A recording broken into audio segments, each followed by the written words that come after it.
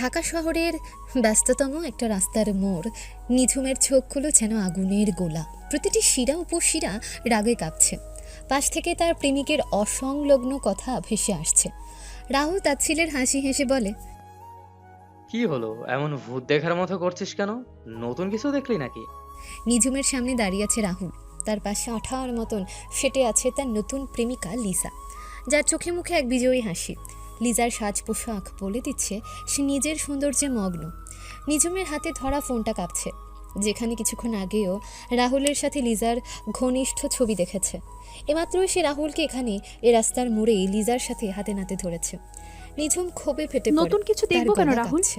আমি তো নিজের চোখেই দেখেছি তুমি কেমন নতুন জীবন শুরু করেছো। আমার সাথে 5 বছরের সম্পর্ক, আর তুমি কি না আমাকে মিথ্যে বলে ওই ছুকরির সাথে ঘুরছো? তোমার লজ্জা করে না?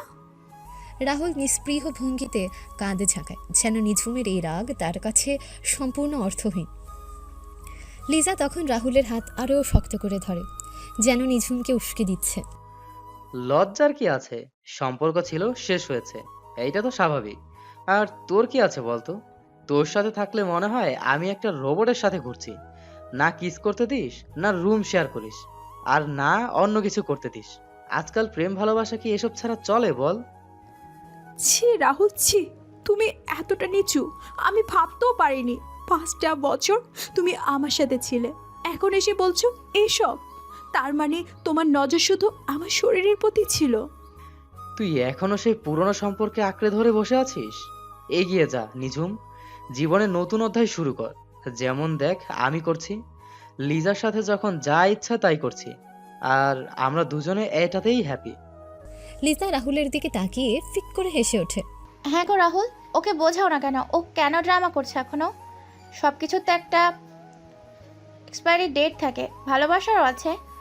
লিজার কথায় নিঝুমের রাগ যেন সহ্যের সীমা ছাড়িয়ে যায়। তার চোখ রাগে জ্বলে ওঠে। সে তার হাতের ব্যাগটা চেপে ধরে। নিঝুম হিংস্র চোখে লিজার দিকে তাকিয়ে বলে, তুমি চুপ করো, তোমাকে তো আমি চিনিও না, আমার আর রাহুলের মাঝে নাক গলাচ্ছ কেন? লিজা মুখ ভেঙচি কেটে বলে, আরে বাবা, চেনার দরকার নেই, আমি কে সেটা রাহুল জানে। আর তোমার কি সমস্যা? তুমি তো অতীত, বর্তমানটা আমার। লিজার কথায় নিঝুমের মস্তিষ্ক যেন কাজ করা বন্ধ করে দেয়। তার সমস্ত রাগ ঘৃণা এক বিন্দুতে এসে জমা হয়। সে আর নিজেকে ধরে রাখতে পারে না। তার হাত বিদ্যুতের গতিতে ওঠে এবং সজোরে রাহুলের গালে থাপ্পড় বসিয়ে দেয়। থাপ্পড়ের তীব্র শব্দে রাস্তার পাশে দাঁড়িয়ে থাকা দু একজন লোক তাদের দিকে তাকায়। রাহুলের গা লাল হয়ে ওঠে, সে হতভম্ব হয়ে যায়। কি, তুই আমাকে থাপ্পড় মারলি? লিজা এক মুহূর্ত স্তব্ধ হয়ে যায়। তারপর আগে সে নিজেও কাঁপতে কাঁপতে নিঝুমের দিকে তেড়ে আসে। তার হাত নিঝুমের গালে থাপ্পড় মারার জন্য শূন্যে ওঠে। তার চোখগুলো যেন প্রতিশোধের আগুনে জ্বলছে। লিজা চিৎকার করে ওঠে, সাহস কত তোর, আমার রাহুলকে থাপ্পড় মারিস? আজ আমি তোকে দেখাবো, দাঁড়া। নিঝুমের চোখ ভয়ার্থ। সে থাপ্পড়ের জন্য নিজেকে প্রস্তুত করছে। রাস্তার পাশ দিয়ে হেঁটে যাওয়া লোকজন থমকে দাঁড়িয়েছে। রাহুলের নতুন প্রেমিকা লিজার হাত নিঝুমের গালে লাগার ঠিক আগ মুহূর্তে রাস্তার পাশের ফুটপাত দিয়ে ধীর পায়ে হেঁটে আসা এক অদ্ভুত চেহারার লোক হঠাৎ করে দ্রুত গতিতে তাদের দিকে এগিয়ে আসে। তার পরনে ছেঁড়া ফাটা নোংরা পোশাক, মাথায় একটা পুরনো ঠান্ডা দিনের টুপি, মুখ ভর্তি লম্বা দাড়ি গোঁফ, যা তাকে একজন রাস্তার ভিখারি বলে মনে হচ্ছে। লিজা হাত নামানোর ইঙ্গিত দিয়ে নিঝুমের দিকে তেড়ে এসে বলে, তোর সাহস কী করে হয়? আজ তোর গালে আমি। লিজার হাত নিঝুমের গালে স্পর্শ করার আগেই সে ভিখারি লোকটা বিদ্যুতের গতিতে তাদের মাঝে এসে দাঁড়ায়। মিরাজ লিজার হাত শক্ত করে ধরে ফেলে। তার চোখে এক ধরনের অদ্ভুত দৃঢ় দৃষ্টি। তার চেহারার সারল্যের আড়ালে এক শক্তিশালী ব্যক্তিত্ব লুকিয়ে আছে। লিজা হতভম্ব হয়ে বলে, কে তুই? হাত ছাড়, আমার হাতে ব্যথা লাগছে। রাহুল চিৎকার করে বলে, এই ফকির, তুই কে রে? আমার গার্লফ্রেন্ডের হাত ছাড়! সাহস কত তোর? ছাড় বলছি। রাহুলের চোখে বিরক্তি স্পষ্ট আর ঘৃণা।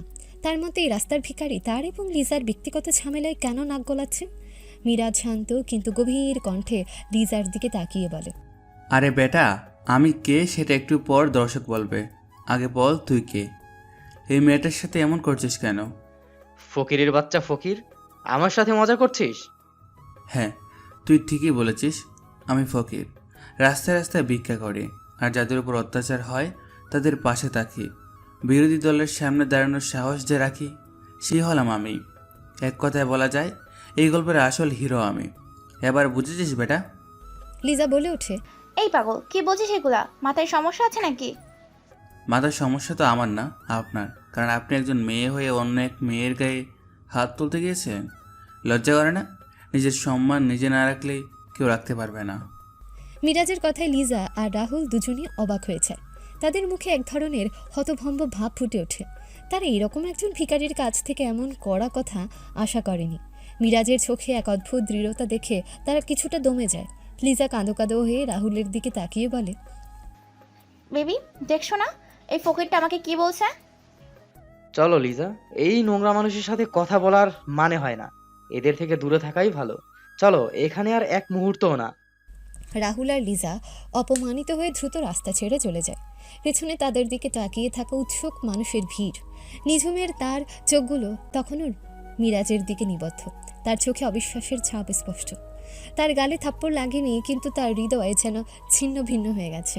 এই মুহূর্তে তার মন রাহুলের প্রতারণার চেয়েও বেশি এই ভিখারি লোকটার আচরণে স্তম্ভিত। নিঝুম ধীর কণ্ঠে যেন নিজের সাথেই কথা বলছে। আপনি আপনি একজন ভিখারি হয়ে আমাকে বাঁচালেন? বিশ্বাস করতে পারছি না। মিরাজ তার দিকে ফিরে তাকায়। তার চোখে কোনো তাচ্ছিল্য নেই, বরং এক গভীর সহানুভূতি আর এক অজানা শান্তি। তার নোংরা পোশাকে ঢাকা দেহ থেকে যেন এক অদ্ভুত ইতিবাচক শক্তি বিচ্ছুরিত হচ্ছে। মিরাজ ধীর কণ্ঠে বলে, এভাবে কষ্ট পেয়ে কী হবে? যে আপনার যোগ্য নয় তার জন্য চোখের জল ফেলা উচিত নয়। মানুষ তার কর্ম দিয়ে পরিচিত হয়, পোশাক দিয়ে নয়।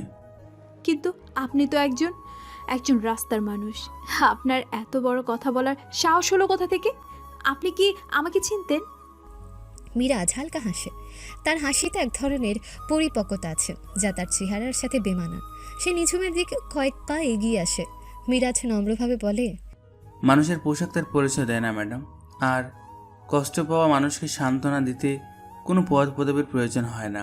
মন যদি পরিষ্কার থাকে তবে যে কাউকে সাহায্য করতে পারে। আর সত্যি বলতে কি, পৃথিবীর সব মানুষই কোনো না কোনোভাবে একে অপরের চেনা। নিঝুমের চোখ বেয়ে জল গড়িয়ে পড়ে। সে রাহুলের জন্য নয়, বরং এই অপ্রত্যাশিত সহানুভূতির জন্য কাঁদতে শুরু করে। মিরাজ তার পাশে এসে দাঁড়ায়। তার হাত দিয়ে নিঝুমের কাঁধে আলতো করে স্পর্শ করে। কাঁদবেন না, এই চোখের জল ফেলার মতো তারা কেউ নয়। পৃথিবীটা অনেক বড়, এখানে আরও অনেক ভালো মানুষ আছে যারা আপনাকে সম্মান করবে। ওই ছেলে আপনার যোগ্য ছিল না, বিশ্বাস করেন। সে আপনাকে কষ্ট দিয়েছে, তার থেকেও বেশি কষ্ট তাকে পেতে হবে একদিন। নিঝুম কাঁদতে কাঁদতে মিরাজের কথা শুনে। তার কথাগুলো যেন নিঝুমের মনে এক অদ্ভুত শান্তি এনে দেয়। একজন অচেনা ভিখারির এমন গভীর কথা শুনে নিঝুমের মনে মিরাজের প্রতি এক মিশ্র অনুভূতি জাগে। বিস্ময়, সহানুভূতি এবং এক ধরনের আকর্ষণ। আস্তে আস্তে তার চোখে জলের ধারা শুকিয়ে গেছে, কিন্তু তার মধ্যে এক নতুন দৃঢ়তা দেখা যাচ্ছে। নিঝুম কিছুক্ষণ নীরব থাকে। মিরাজের কথাগুলো তার মস্তিষ্কে ঘুরপাক খাচ্ছিল। সে তার দাদির কথা ভাবে, দাদির শেষ ইচ্ছার কথা, সম্পত্তি শর্তের কথা। এই মুহূর্তে তার মনে হয় জীবনের এই চরম বিশৃঙ্খল অবস্থায় এই অচেনা মানুষটিই হয়তো তার একমাত্র সমাধান। তার চোখ মিরাজের দিকে ফেরে, এক অদ্ভুত দৃঢ়তা তার চোখে। নিঝুম ধীর গভীর শ্বাস নিয়ে বলে, আমি জানি না কেন, কিন্তু আপনার কথা আমার বিশ্বাস হচ্ছে। মনে হচ্ছে আপনি আমাকে বাঁচিয়েছেন। হয়তো আপনি আমাকে এই পরিস্থিতি থেকে বাঁচাতে পারবেন। মিরাজ নিঝুমের কথা মনোযোগ দিয়ে শোনে। তার চোখে এক ধরনের সহানুভূতি। সে হয়তো ভাবছে এই মেয়েটি এখন এতটাই দুর্বল যে কোনো ভরসা খুঁজছে। আমি শুধু একটা মানুষের মতো আপনার পাশে দাঁড়িয়েছি ম্যাডাম, আর কিছু নয়। আপনার কষ্ট লাঘব করার চেষ্টা করছি মাত্র। নিঝুম মাথায় নাড়ে। তার মুখে এক অপ্রত্যাশিত প্রস্তাবের দৃঢ়তা। নিঝুম রুদ্ধশ্বাসে আর তার চোখ মিরাজের চোখে স্থির রেখে বলে, আপনি আপনি কি আমাকে বিয়ে করবেন? মিরাজ এ কথায় চরমভাবে অবাক হয়েছে। তার ভিখারি বেশের আড়ালে থাকা সত্যিকারের সত্তাটিও যেন এক মুহূর্তের জন্য চমকে ওঠে। তার মুখে স্পষ্ট বিস্ময় ফুটে ওঠে। সে যেন বিশ্বাস করতে পারছে না যে এমন ধনাঢ্য মহিলা একজন রাস্তার ভিখারিকে বিয়ের প্রস্তাব দিতে পারে। মিরাজ অবিশ্বাসের সুরে বলে, কি বলছেন আপনি? আমি একজন রাস্তার ভিখারি, আমাকে আপনি বিয়ে করবেন?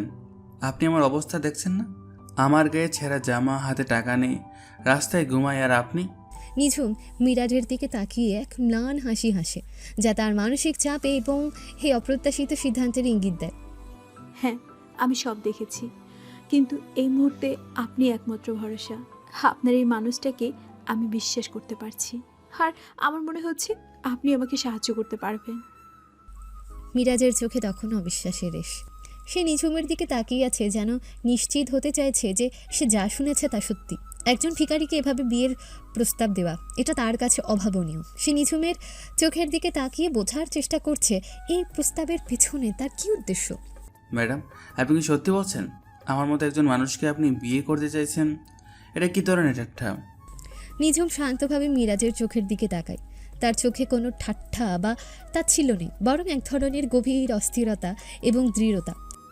আচ্ছা, আপনার নামটা যেন কি? আমার নাম মিরাজ। আমি নিঝুম। আর মিস্টার মিরাজ, এটা কোনো ঠাট্টা নয়। আমার জীবন এখন এক কঠিন পরিস্থিতিতে। আমি আপনার কাছে সাহায্য চাইতে এসেছি। এটা হবে এক প্রকার ফেক বিয়ে, একটা চুক্তি। ফেক বিয়ে? চুক্তি? কিন্তু কেন? আপনার মতো একজন এত সুন্দর, এত অভিজাত মহিলা হঠাৎ একজন ভিখারির সাথে এমন চুক্তির বিয়ে কেন চাইবে? নিঝুম একটা দীর্ঘশ্বাস ফেলে তার মুখে কিছুটা বিষাদের ছায়া নেমে আসে। সে তার বর্তমান পরিস্থিতি এবং দাদির শেষ ইচ্ছার কথা খুলে বলে। আমার দাদি গুরুতর অসুস্থ। তার ইচ্ছে ছিল আমি যেন দ্রুত বিয়ে করি। তিনি চান মৃত্যুর আগে যেন আমাকে সংসারী দেখে যেতে পারেন। আর তার এই ইচ্ছার পেছনে একটা কঠিন শর্ত আছে। শর্ত? কী ধরনের শর্ত? যদি আমি তার মৃত্যুর আগে বিয়ে করি, তাহলে তার সমস্ত সম্পত্তি, তার বিশাল কোম্পানির আমার হবে। আর যদি তিনি আমার বিয়ের আগে মারা যান, তাহলে সমস্ত সম্পত্তি একটা এতিমখানার নামে অটোমেটিক চলে যাবে। তিনি সব ব্যবস্থা করে রেখেছেন। একটা এতিমখানার নামে? তার মানে আপনি এই সম্পত্তির জন্য এই বিয়েটা করতে চাইছেন? হ্যাঁ, হয়তো শুনতে খারাপ লাগছে, কিন্তু আমি আমার দাদির কষ্ট অর্জিত সম্পত্তি হারাতে চাই না। আর আমার দাদি আমার জন্য একজন সঙ্গী চেয়েছেন, একজন ভালো মানুষ। আপনি আমাকে সাহায্য করেছেন। আপনার মধ্যে আমি সেই সততা দেখেছি। নিঝুম পকেট থেকে একটা ছোট কার্ড বের করে মিরাজের দিকে এগিয়ে দেয়। কার্ডে তার কোম্পানির নাম এবং একটা ফোন নম্বর। আমার কাছে এখন নগদ টাকা নেই, তবে যদি আপনি এই বিয়েতে রাজি হন, আমি আপনাকে মাসে মাসে অনেক বড় অঙ্কের টাকা দেব। যত টাকা আপনি চাইবেন আমি দিতে রাজি আছি। শুধু এই কটা দিনের জন্য আমার পাশে থাকুন। মিরাজ কার্ডটা নিয়ে দেখে, তার চোখে এক রহস্যময় হাসি খেলেছে। মাসে মাসে বড় অঙ্কের টাকা? তার মানে আপনি সত্যি খুব বড় লোক। আপনার কাছে এই টাকাটা কোনো ব্যাপারই না, তাই না? আমার বাবা মা নেই মিরাজ, দাদি আমার সব। তার এই ব্যবসা অনেক বড়। আমার পরিবারে দাদি ছাড়া আর কেউ নেই। আমি তার ব্যবসারই এখন সিও। মিরাজ নিঝুমের কথা মনোযোগ দিয়ে শুনে। তার চোখে সে রহস্যময় হাসি রেখা আরও স্পষ্ট হয়। সে তো জানে না যে তার সামনে এখন যে ফকিরের বেশে দাঁড়িয়ে আছে সে নিজেও একজন বিলিয়নিয়ার, যে চাইলে এক মুহূর্তের মধ্যে নিঝুমের মতো এরকম 10টা কোম্পানি কিনে নিতে পারে। আর তাকে সে সামান্য কিছু টাকার অফার করছে। তার ভেতরের আসল সত্তা যেন এই খেলায় আরও বেশি আনন্দ পাচ্ছে। নিঝুম তার জীবনের গল্প বলছে, যেখানে তার বাবা মায়ের অনুপস্থিতি এবং দাদির নিঃশর্ত ভালোবাসার কথা উঠে আসে। মিরাজ নিঝুমের কথাগুলো শুনছে, তার চোখে এক অদ্ভুত গভীরতা। নিঝুমের কথাগুলো তার কানে বাজছে। আমার মা বাবা নেই, দাদি আমার সব। আপনার বাবা মা নেই? তাহলে আপনি একা থাকেন? হ্যাঁ, বাবা মা দুজনেই খুব ছোটবেলায় একটা দুর্ঘটনায় মারা গেছেন। এরপর থেকে দাদি আমাকে বড় করেছেন। তিনি আমার জন্য শুধু দাদি নন, আমার মা, আমার বাবা, আমার সব। নিঝুমের গলা ধরে আসে। তার চোখে জল না থাকলেও তার কথায় স্পষ্ট এক গভীর বেদনা। আমি বুঝতে পারছি, পরিবার ছাড়া থাকাটা সত্যি খুব কঠিন। দাদি এই বিশাল কোম্পানিটা গড়ে তুলেছেন, তার রক্ত ঘামে তৈরি এই প্রতিষ্ঠান। এখন আমি তার সিও, কিন্তু এই দায়িত্ব পালন করা একা খুব কঠিন। নিঝুম আকাশের দিকে তাকিয়ে একটা দীর্ঘশ্বাস ফেলে, যেন তার কাঁধে বিশাল এক বোঝা। দাদি সব সময় আমার বিয়ে নিয়ে চিন্তিত থাকতেন। তার ভয় তার মৃত্যুর পর আমি একা হয়ে যাব। তাই তিনি চান আমার একজন ভালো জীবনসঙ্গী থাকুক, যে আমাকে ভালোবাসবে এবং এই ব্যবসা সামলাতে সাহায্য করবে। তিনি মনে করেন একজন স্বামী আমাকে মানসিক শক্তি যোগাবে। কিন্তু তিনি কি জানেন আপনি একজন ফকিরকে বিয়ে করতে যাচ্ছেন? নিঝুম একটু হেসে বলে, না, তিনি শুধু চান আমি বিয়ে করি, আর আমি তো তাকে এটা জানাবো না যে আপনি একজন ভিখারি। আমরা সব কিছু গোপন রাখবো। গোপন রাখবেন? তার মানে আমাকে একটা অন্য পরিচয় দিতে হবে? হ্যাঁ, আপনি তো দেখতে ভালোই। আপনার পোশাক পরিবর্তন করে দিলে আপনি কি কেউ ভিখারি বলবে না? মিরাজের ঠোঁটের কোণে হাসি ফুটে ওঠে। মিরাজের চোখে রহস্যময় হাসি রেখা আরও গভীরে যায়। সে নিঝুমের কথা মনোযোগ দিয়ে শোনে। তার চোখ দিয়ে যেন নিঝুমের সমস্ত পরিকল্পনার গভীরে প্রবেশ করার চেষ্টা করছে।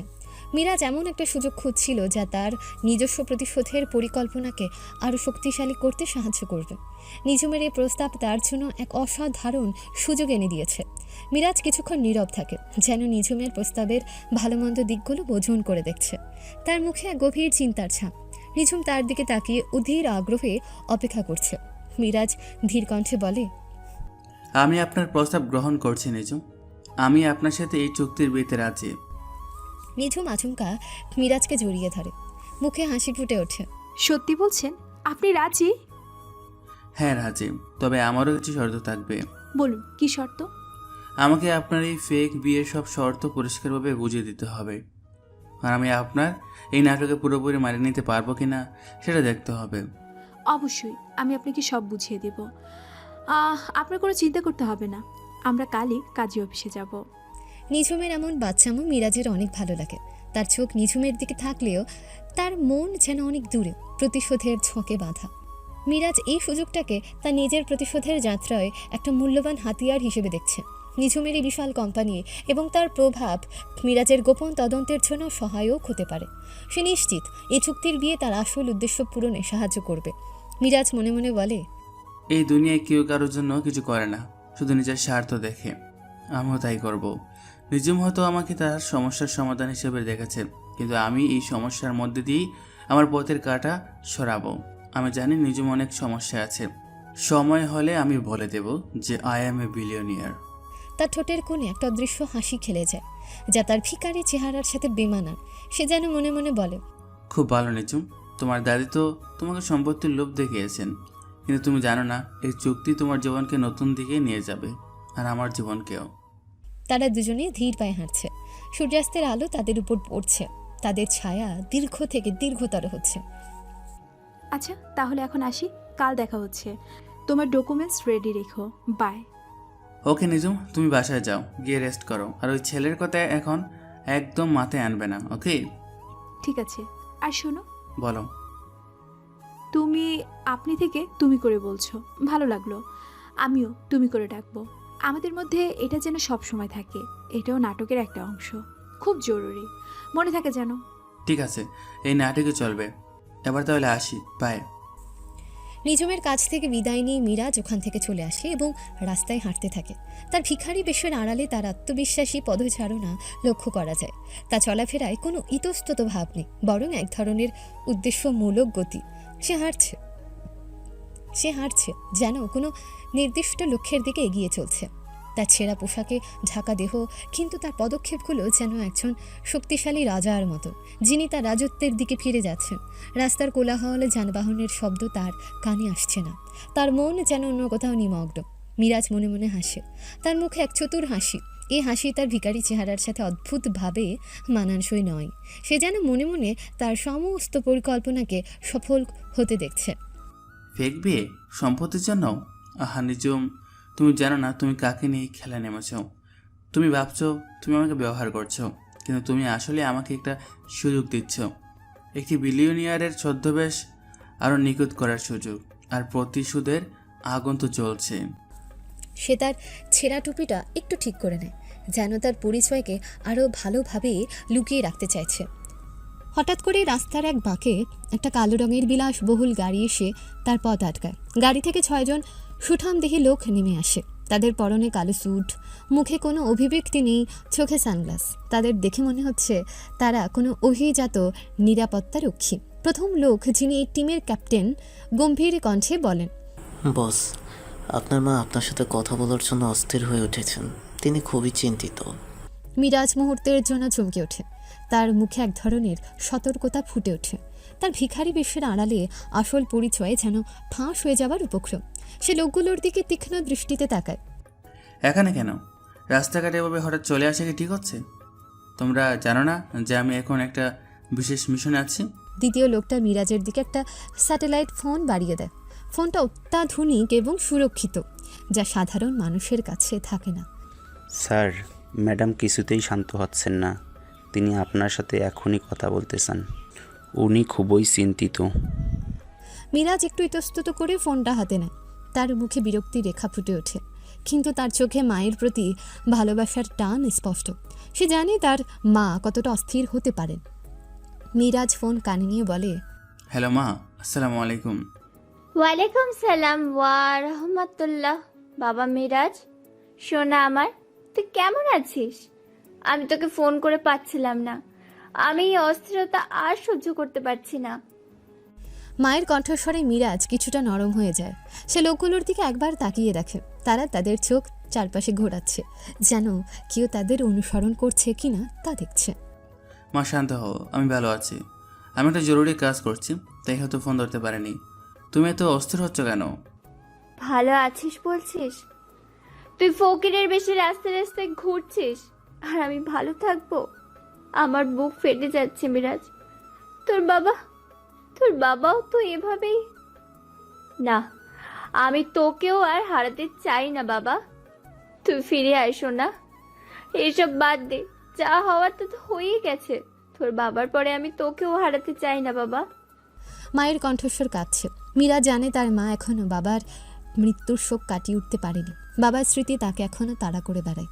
মুখে হয়তো এভাবে বলছেন। মীরা চোখ বন্ধ করে গভীর শ্বাস ফেলে বলে, মা প্লিজ এমন কথা বলো না। আমি জানি বাবা কীভাবে মারা গেছেন, আর আমি প্রতিজ্ঞা করছি বাবার খুনিদের আমি শাস্তি দেবই। তুমি বলে গেছো আমি এটা বাবার জন্য করছি, তার সম্মান ফিরিয়ে আনার জন্য করছি। কিন্তু বাবা, আমার কি হবে? আমি তোর জন্য কত রাত ঘুমাতে পারি না জানিস? যখনই তুই ফোন না ধরিস, আমার মনে হয় বুঝি কিছু হয়ে গেল। আমি আর পারছি না মিরাজ। তুই আমার একমাত্র ভরসা। তুই ফিরে আয়। মিরাজ তার চারপাশে একবার দেখে নেয়। লোকগুলো সতর্কভাবে পাহারা দিচ্ছে। সে জানে এই মুহূর্তে তার দুর্বলতা দেখানো যাবে না। মা, আমি তোমাকে সব বলেছিলাম। আমি কেন ছদ্মবেশ নিয়েছি সেটাও বলেছি। আমি এই মিশন শেষ না করে ফিরব না। আমি যদি এখন ফিরে যাই তাহলে বাবার আত্মা শান্তি পাবে না। তুমি কি চাও বাবার খুনিরা শান্তি না পাক? না, আমি তা চাই না। কিন্তু তোর জীবনটা আমার কাছে সবচেয়ে দামি বাবা। তোর জীবন নিয়ে এভাবে জুয়া খেলছিস, এটা আমি কিভাবে মানি? মা, আমার জীবনের দায়িত্ব আমি নিজেই নিতে পারি। তুমি শুধু আমার উপর ভরসা রাখো, শুধু দোয়া করো। মায়ের দোয়া সব থেকে বড় দোয়া। আর চিন্তা করো না, আমি ভালো আছি। আমাকে কেউ যেন সন্দেহ না করে, সেজন্য আমাকে এভাবে থাকতে হচ্ছে। এটাই আমার সুরক্ষার সবচেয়ে বড় উপায়। মিরাজ লোকগুলোর দিকে তাকিয়ে ইঙ্গিত করে যে তারা যেন আরও সতর্ক থাকে। আর মা, তুমি আমার দলের লোকদের বলে দিবে তারা যেন এতটা ঝুঁকি না নেয়। আমাকে এভাবে প্রকাশ্যে ফোন করা বা দেখা করাটা খুবই বিপজ্জনক। আমার পরিচয় ফাঁস হয়ে যেতে পারে। আমি তোমাকে পরে ফোন করব। ঠিক আছে বাবা, সাবধানে থাকিস, খুব সাবধানে থাকিস। আমি তোর জন্য প্রার্থনা করি তুই যেন সুস্থভাবে আমার বুকে ফিরিস। আমিও দোয়া করি মা, তুমি যেন সবসময় ভালো থেকো। তোমার শরীরের যত্ন নিও। আর কোনো সমস্যা হলে আমাকে জানাবে। এবার আমি রাখছি, ভালো থেকো। আসসালামু আলাইকুম। মিরাজ ফোনটা লোকটার হাতে ফিরিয়ে দেয়। তার মুখে এক ধরনের দৃঢ়তা ফিরে আসে। মায়ের উদ্বেগ তাকে সাময়িক দুর্বল করলেও তার প্রতিশোধের সংকল্প আরও দৃঢ় হয়। মিরাজ এবং তার সিক্রেট টিমের লোকগুলো একে অপরের সাথে কথা বলছে। মিরাজের চোখে দৃঢ়তা, কিন্তু তার মুখে এক ধরনের চিন্তা। মিরাজ লোকগুলোর দিকে তাকায়। তার চোখে স্পষ্ট বিরক্তি। তোমাদের কি বলা হয়েছিল? এভাবে সরাসরি আমার সাথে যোগাযোগ করতে বারণ করা হয়েছিল না? এটাই খুব বিপজ্জনক ছিল। যদি কেউ দেখে ফেলতো আমার ছদ্মবেশের কি হতো? ক্যাপ্টেন মাথা নিচু করে বলে, বস দুঃখিত। ম্যাডাম খুবই অস্থির হয়ে উঠেছিলেন। তিনি কোনোভাবেই মানতে চাইছিলেন না। আমার উপর এমন চাপ দিচ্ছিল যে এইভাবে আসতে বাধ্য হয়েছি। এমনকি শেষের চাকরি থেকে বের করে দিবে বলছিল, তাই এভাবে আসলাম। আমি খুবই দুঃখিত স্যার। ঠিক আছে, ভবিষ্যতে এমন যেন না হয়। মায়ের নিরাপত্তা সবার আগে, আর আমার মিশনও। ওনার সিকিউরিটি আরও টাইট করো। মিরাজ তাদের কাছ থেকে তদন্তের অগ্রগতি সম্পর্কে জানতে চায়। তোমরা কি খোঁজ পেয়েছ খুনির সম্পর্কে নতুন কোন তথ্য? দ্বিতীয় লোকটা বলে, স্যার, আমরা তার প্রতিটি পদক্ষেপ নজরে রাখছি। তার ব্যবসায়িক চুক্তির ব্যাপারে নতুন কিছু তথ্য এসেছে যা আপনার বাবার ডিলের সাথে সম্পর্কিত ছিল। মনে হচ্ছে সে একটি বড় স্ক্যামের পিছনে ছুটছে। বড় স্কিম? বিস্তারিত বলো, আমাকে প্রতিটা পদক্ষেপ জানতে হবে। আর নিজুমের কোম্পানির সাথে তার কোনো সম্পর্ক আছে কিনা সেটা খুঁজে বের করো। ক্যাপ্টেন বলে। আমরা সেই দিকেও নজর রাখছি স্যার। মিরাজ কিছুক্ষণ চিন্তা করে। নিঝুমের সাথে তার চুক্তির বিয়ে এবং তার মায়ের উদ্বেগ, এই দুটি বিষয়ে তাকে সাময়িক দ্বিধায় ফেললেও সে জানে তার মূল লক্ষ্য প্রতিশোধ। ঠিক আছে, তোমরা যাও, সতর্ক দেখো। আর আমার সাথে যোগাযোগের জন্য কেবল জরুরি মুহূর্তে কোড ব্যবহার করবে। আমার আশেপাশে এমনভাবে থাকবে যেন কেউ টেরই না পায়, বিশেষ করে নিজুম। টিমের লোকগুলো গাড়িতে করে চলে যায়। মিরাজ আবার একা হয়ে যায়। সে হাঁটতে থাকে, তার মনে হাজারো চিন্তা ভিড় করে। মায়ের উদ্বেগ, প্রতিশোধের আগুন এবং নিঝুমের সাথে তার নতুন জীবন, এই সব কিছু তার মনে এক জটিল জাল তৈরি করেছে। মিরাজ মনে মনে বলে, মা চিন্তা করছেন, কিন্তু আমি ফিরতে পারবো না। বাবার খুনিরা যখন ধরা পড়বে তখন সব কষ্ট সার্থক হবে। আর নিজুম, সে আমাকে একটা অপ্রত্যাশিত সুযোগ এনে দিয়েছে, এই সুযোগটা কাজে লাগাতে হবেই। সে আকাশের দিকে তাকিয়ে একটা দীর্ঘশ্বাস ফেলে। তার ভিখারি বেশকে যেন আরও রহস্যময় করে তোলে। আমি জানি এই পথে সহজ নয়, কিন্তু আমি আমার লক্ষ্য থেকে এক চুলো নড়ব না। আমি আমার বাবার সম্মান ফিরিয়ে আনবই। আর এই ছদ্মবেশ, এই চুক্তি সবই সেই লক্ষ্যের দিকে এগিয়ে যাওয়ার পথ। মিরাজ দৃঢ় পায়ে এগিয়ে চলে, তার চোখে ভবিষ্যতের এক অদম্য সংকল্প। সে যেন নতুন উদ্যমে তার জীবনের নতুন অধ্যায় শুরু করতে প্রস্তুত। সে আবার তার টুপিটা ভালো করে ঠিক করে নেয়, যেন তার পরিচয়কে আরও ভালোভাবে লুকিয়ে রাখতে চায়। তার মনে হচ্ছে সব কিছু ঠিকঠাক চলছে এবং তার ভবিষ্যৎ পরিকল্পনাগুলো আরও শক্তিশালী হচ্ছে। পরের দিন সকালের মৃদু রোদ এসে কাজী অফিসের ছোট জানালা দিয়ে উকি দিচ্ছে। মিরাজ ও নিঝুম অফিসের প্রবেশ পথ দিয়ে ভেতরে ঢোকে। মিরাজ তখনও তার সে ফকিরের বেশি আছে, নোংরা ছেঁড়া পোশাক, লম্বা দাড়ি গোফ এবং মাথায় পুরনো টুপি। নিঝুম তার পাশে দাঁড়িয়ে আছে, তার পরনে যদিও আধুনিক পোশাক, কিন্তু তার মুখ কিছুটা চিন্তিত। এই অপ্রত্যাশিত বিয়ের জন্য সে যে মানসিকভাবে খুব একটা প্রস্তুত নয় তা তার মুখ দেখে বোঝা যাচ্ছে। নিঝুম ধীর কণ্ঠে মিরাজের দিকে তাকিয়ে বলে, তোমার কি ভয় লাগছে মিরাজ, যদি কাজী সাহেব রাজি না হয়? মিরাজ ঠোঁটের কোণে রহস্যময় হাসি এনে বলে, ভয়? না নিজুম, ভয় কেন পাবো? ভিখারির আবার কিসের ভয়? আমরা তো চুক্তি করতে এসেছি, যা হওয়ার তাই হবে। তারা যখন ভেতরে ঢোকে, অফিসের ভেতর বসা কাজী তাদের দিকে চোখ তুলে তাকায়। কাজীর চোখে মুখে স্পষ্ট বিরক্তি আর সন্দেহ। সে মিরাজের জীর্ণ বেশভূষা দেখে রীতিমতো ভ্রু কুঁচকে ফেলে।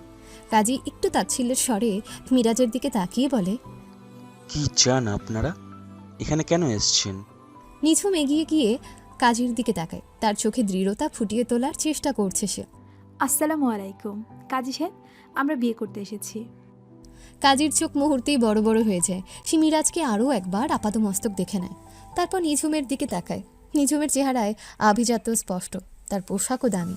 কাজীর মনে প্রশ্ন জাগে, এমন ধর্নাঢ্য ঘরের মেয়ে একজন রাস্তার ভিখারিকে কেন বিয়ে করতে এসেছে? তার চোখের সন্দেহ আর ঘৃণা স্পষ্ট হয়ে ওঠে। কাজী অবিশ্বাস্য সুরে ঠোঁট বাঁকিয়ে বলে, বিয়ে? আপনারা দুজন বিয়ে করতে এসেছেন? মা, তোমার মতো একজন শিক্ষিত সম্ভ্রান্ত নারী এই লোকটি বিয়ে করবে? এটা কোনো ঠাট্টা নাকি? না আঙ্কেল, এটা কোনো ঠাট্টা নয়, আমরা সত্যি সত্যি বিয়ে করতে এসেছি। দয়া করে আমাদের কাজটা করে দিন। কাজী সাহেব দীর্ঘশ্বাস ফেলে ফাইল ঘাঁটতে ঘাঁটতে বলে, তোমরা কি জানো কাবিন কি জিনিস? এই লোককে কি কেন কোনো ঠিকানা আছে, নাকি ইনি রাস্তায় থাকেন? মিরাজ কাজীর কথায় কোনো রকম প্রতিক্রিয়া দেখায় না, শুধু নিঝুমের দিকে তাকিয়ে হালকা হাসে। নিঝুম কাজীকে শান্ত করার চেষ্টা করে। ওর ঠিকানা আমি দিচ্ছি কাজী সাহেব, আর কাবিনের ব্যাপারও আমরা আলোচনা করে এসেছি। কাজীর চোখে ঘৃণা স্পষ্ট, সে যেন মিরাজের দিকে তাকাতেও চাইছে না। স্বনিচ্ছা সত্ত্বেও একটা ফর্ম মিরাজ ও নিঝুমের দিকে ঠেলে দেয়। কাজী নিঝুমের মুখের স্বীকারোক্তি নিতে চায়। নিঝুম কাজীর প্রশ্নের উত্তর দিতে শুরু করে, তার নাম, বাবার নাম, ঠিকানা সব কিছু স্পষ্ট করে বলে। আচ্ছা, সব বুঝলাম। তুমি কি নিজের ইচ্ছায় এই বিয়েটা করছো, নাকি এই পাগল লোকটা তোমাকে ফোর্স করেছে? না কাজী সাহেব, আমি নিজ ইচ্ছায়, নিজের জ্ঞানে ভেবে চিনতে আমি এই বিয়েটা করছি। কাজী সাহেব এবার মিরাজের দিকে তাকিয়ে বিরক্তির সাথে বলে, এবার তোমার পালা, বলো তোমার নাম কি? বাবার নাম কি? ঠিকানা? কোনো পরিচয়পত্র আছে? মিরাজের বেশভূষা দেখে কাজীর ঘেন্না আরও বাড়ে। সে যেন মিরাজের দিকে তাকাতেও চাইছে না। মিরাজ শান্তভাবে তার নাম বলে। আমার নাম মিরাজ। মিরাজ? আর বাবার নাম? নওয়াব মীর হামদান। কাজী মিরাজের কথাগুলো রেজিস্ট্রেশন খাতায় লিখতে শুরু করে। যখন সে মিরাজের পুরো নাম এবং তার বাবার নাম লেখে, হঠাৎ করে তার হাত থেমে যায়। তার চোখ রেজিস্ট্রেশন খাতার দিকে স্থির হয়ে যায়। তার মুখের অভিব্যক্তি দ্রুত পরিবর্তিত হয়ে যায়, বিরক্তি থেকে বিস্ময় এবং তারপর সন্দেহে। সে নামগুলো আবার উচ্চারণ করে, যেন নিজেকে নিশ্চিত করছে। মিরাজ? মিরাজ নওহাম মীর হামদান? এটা এটা কিভাবে সম্ভব? নিঝুম কাজীর এই অপ্রত্যাশিত প্রতিক্রিয়ায় অবাক হয়ে কাজীর দিকে তাকায়। মিরাজও কাজীর মুখের দিকে তাকিয়ে থাকে, তার চোখে একটা সূক্ষ্ম সতর্কতা। কাজীর এই অভিব্যক্তি তার জন্য অপ্রত্যাশিত নয়, সেই রকম কিছু আশা করছিল। কাজী মিরাজের দিকে তাকিয়ে তার ভিখারি বেশকে যেন ভুলে গিয়ে বলে, তুমি মিরাজ? মিরাজ হামদান? জি, আমি মিরাজ হামদান। কাজী বারবার মিরাজকে দেখছে, তারপর খাতায় লেখা নামের দিকে তাকাচ্ছে। তার মনে যেন এক বিশাল ধাঁধা তৈরি হয়েছে। সে বিশ্বাস করতে পারছে না যে এ ফকির বেশের লোকটা সে মিরাজ হতে পারে। কাজীর হাতে থাকা কলমটা কাঁপছে, তার চোখে দ্বিধা এবং বিস্ময় স্পষ্ট। সে মনে মনে কথা বলছে, তার মনের ভেতরের দ্বন্দ্ব প্রকাশ পাচ্ছে। কাজী নিজের মনে কথা বলতে শুরু করে। এ কি সেই মিরাজ হামদান কর্পোরেশনের সিইও, যিনি 6 মাস আগে একটা ভয়াবহ গাড়ি দুর্ঘটনায় মারা গিয়েছে বলে শোনা গিয়েছিল? মিরাজ হামদান দেশের অন্যতম ধনী পরিবার, যার বাবা নওয়াব মীর হামদান ছিলেন দেশের টপ বিজনেসম্যান টাইকুন। কিন্তু এ তো একটা ভিখারি, ছেঁড়া পোশাকে, ময়লা মুখে। এটা কিভাবে সম্ভব? কাজী বারবার মিরাজের ভিখারি বেশ এবং তার নাম মিলিয়ে দেখতে চেষ্টা করে। তার মন কোনোভাবেই মানতে চাইছে না যে এই লোকটা সে বিলিয়নিয়ার মিরাজ হতে পারে। তিনি আবার মনে মনে বলে, আরে এটা সে কিভাবে হবে? সে তো দেশের টপ ধনী পরিবারের ছেলে, বিলিয়ন বিলিয়ন টাকার মালিক। আর এ তো একটা ভিখারি। হয়তো অন্য কোনো মিরাজ হবে। একই নামে কত লোকই তো থাকে। কাজীর মুখের অভিব্যক্তি, তার চোখের দ্বিধা আর ফিসফিস করে কথা বলা দেখে মিরাজ সব বুঝে ফেলে। তার হৃৎপিণ্ড যেন দ্রুত স্পন্দিত হতে শুরু করে। তার পরিচয় ফাঁস হয়ে যাওয়ার উপক্রম হয়েছে। তার ছদ্মবেশ ধরে রাখা এই মুহূর্তে খুব জরুরি। মিরাজের চোখে এক মুহূর্তের জন্য ভয় ফুটে উঠে মনে মনে বলে, কাজী সাহেব মানে আমাকে চিনে ফেলেছেন। না, এটা হতে দেওয়া যাবে না, এখনই না। আমার প্রতিশোধের পরিকল্পনা এখনও শেষ হয়নি। আমাকে নিজেকে লুকিয়ে রাখতে হবে। মিরাজ সতর্কভাবে কাজীর দিকে তাকায়। সে তার ভিখারি সুলভ সারল্য বজায় রাখার চেষ্টা করে। নিঝুম কাজীরই আচরণে অবাক হলেও কিছু বলতে পারে না। সে শুধু মিরাজের দিকে তাকিয়ে থাকে। মিরাজ নিঝুমের দিকে তাকিয়ে একটু মৃদু হাসার চেষ্টা করে, যেন তাকে আশ্বস্ত করছে যে সব কিছু ঠিক আছে। কিন্তু তার ভেতরের উত্তেজনা তাকে অস্থির করে তুলছে। সে দ্রুত এই পরিস্থিতি থেকে বেরিয়ে আসতে চাইছে। অনেক দ্বিধা ও সংশয়ের পর কাজী শেষ পর্যন্ত তাদের বিয়ে সম্পূর্ণ করার সিদ্ধান্ত নেয়। হয়তো তার মনে এখনও মিরাজকে নিয়ে প্রশ্ন ঘুরপাক খাচ্ছে, কিন্তু নিঝুমের দৃঢ়তা এবং পরিস্থিতি তাকে বাধ্য করে। সে ভাবে, হয়তো নিঝুম এই লোকটাকে আশ্রয় দিচ্ছে বা অন্য কোনো কারণ আছে যা আমি জানি না। আমার কি, আমি টাকা পেলেই হলো। কাজী হাতে কলম নিয়ে ফর্মের দিকে তাকিয়ে বলে, ঠিক আছে, সব ঠিক আছে, আমি বিয়ে সম্পন্ন করে দিচ্ছি। কাজীর মুখে এখনও এক ধরনের বিরক্তি এবং অনীহা রয়ে গেছে, কিন্তু সে কোনো প্রশ্ন না করে কাজটা এগিয়ে নিয়ে যায়। কাবিননামা প্রস্তুত করা হয়। মিরাজ ও নিঝুম তাতে স্বাক্ষর করে। তাদের বিয়ের সাক্ষী হিসেবে নিঝুমের অফিসের কয়েকজন লোক উপস্থিত থাকে, যাদের নিঝুম আগেই জানিয়েছিল। তারাও কিছুটা অবাক হয়ে মিরাজের বেশভূষা দেখছিল, তবে নিঝুমের কথা মতো তারা কোনো প্রশ্ন করে না। আলহামদুলিল্লাহ, তোমাদের বিবাহ সম্পন্ন হলো। তোমরা এখন থেকে স্বামী স্ত্রী। নিঝুমের চোখে এক মিশ্র অনুভূতি, স্বস্তি এবং এক নতুন সম্পর্কের শুরু। তার দাদির ইচ্ছে পূরণ হলো। তার মনে এক ধরনের অদ্ভুত শান্তি নেমে আসে। সে মিরাজের দিকে তাকায়। তাদের মধ্যে এখন একটা নতুন বন্ধন তৈরি হয়েছে। নিঝুম ধীর কণ্ঠে মিরাজের দিকে তাকিয়ে বলে, ধন্যবাদ মিরাজ, তুমি আমাকে অনেক বড় একটা বিপদ থেকে বাঁচালে। মিরাজও স্বস্তির নিঃশ্বাস ফেলে। তার গোপন পরিকল্পনা আরও এক ধাপ এগিয়েছে। তার ভিখারি বেশের আড়ালে একটা বড় ধাপ অতিক্রম করা সম্ভব হয়েছে। সে জানে এই বিয়ে তাকে তার লক্ষ্যে পৌঁছতে আরও সাহায্য করবে। তার মুখে এক বিজয়ের হাসি ফুটে ওঠে, যা নিঝুম হয়তো লক্ষ্য করে না। মিরাজ মনে মনে বলে, ধন্যবাদ তোমাকে নিচু, এই চুক্তি আমার প্রতিশোধের প্রথম ধাপ। বিয়ের পরদিন সকালের নরম আলো জানলার কাঁচ ভেদ করে ঘরের ভেতর ঢুকেছে।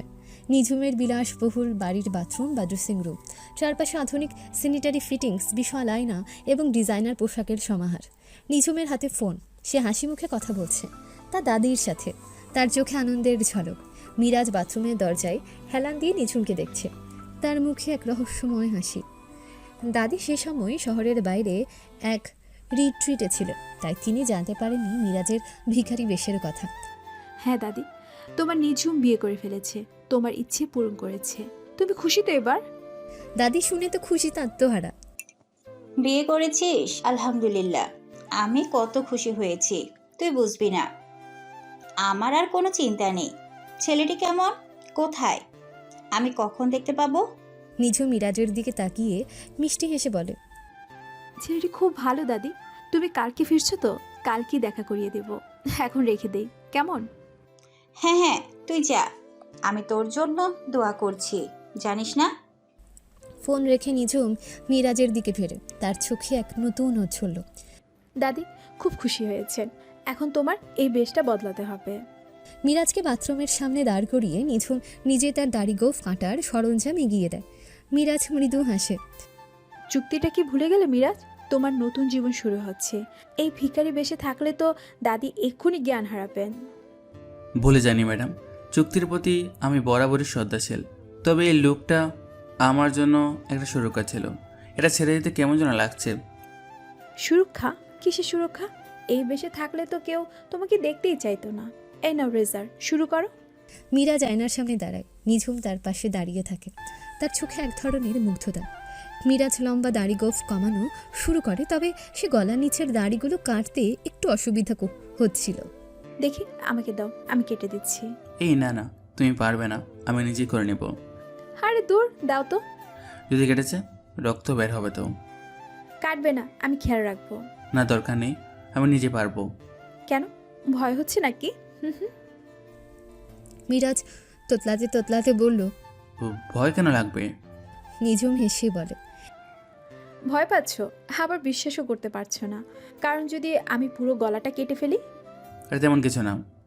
বিশ্বাস করো আমায়? হ্যাঁ, বিশ্বাস তো করি। তাহলে লক্ষ্মী ছেলের মতো লেজার দাও। তুমি দেখো আমি কি সুন্দর করে শেভ করে দিব। নিঝুম রেজার দিয়ে আলতো হাতে শেভ করে দিচ্ছে, এতটা নিখুঁতভাবে যেন মিরাজ বুঝতে না পারে। মিরাজ এক পলক নিঝুমের মুখের দিকে তাকায়। নিঝুমের মুখটা এতটা কাছে থেকে দেখে মুগ্ধ হয়ে যায় সে।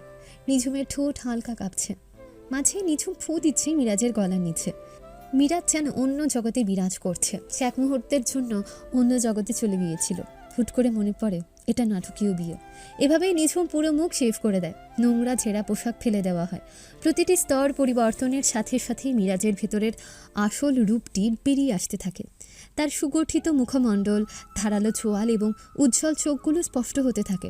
নিঝুম আচমকা মুগ্ধ হয়ে বলে ওঠে, ও মাই গড মিরাজ, তুমি তো ভীষণ হ্যান্ডসাম। আমি তো বিশ্বাসই করতে পারছি না, এটা সেই লোকটা যাকে আমি কালকে রাস্তায় দেখেছিলাম। মিরাজ আয়নায় নিজের পরিবর্তিত চেহারা দেখে হালকা হাসে। মানুষের চেহারাতে পোশাক আর চুলের আড়ালে ঢেকে থাকতে পারে নিঝুম। আমি তো তোমাকে বলেছিলাম, পোশাক দিয়ে মানুষকে বিচার করা যায় না। নিঝুম মাথা ঝাঁকিয়ে বলে, হ্যাঁ তুমি ঠিকই বলেছিলে, কিন্তু এতটা হ্যান্ডসাম হবে সেটাও কল্পনাও করিনি। রাহুল তোমার এক পায়ের যোগ্যও নয়। নিঝুম আলমারি খুলে কিছু আধুনিক দামি পোশাক বের করে মিরাজের দিকে এগিয়ে দেয়। একটা নীল শার্ট এবং একটা কালো জিন্স। এই নাও, এগুলো পরো, এখন তাড়াতাড়ি ফ্রেশ হয়ে এসো, তোমাকে এখন অফিসের জন্য প্রস্তুত হতে হবে। মিরাজ পোশাকগুলো হাতে নেয়, তার মুখে এক ধরনের পরিহাসের হাসি। আরে বাহ, এই পোশাক তো আমার জন্যই তৈরি করা হয়েছে বলে মনে হচ্ছে। তোমার পছন্দ ভালো। আমার পছন্দ সবসময় ভালো।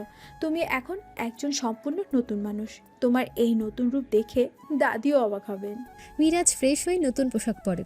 তার আত্মবিশ্বাসী ভঙ্গিমা, যা তার ভিখারি বেশের আড়ালে লুকিয়েছিল, তা এখন আরও স্পষ্ট হয়ে ওঠে। নিঝুম মুগ্ধ চোখে তাকে দেখে।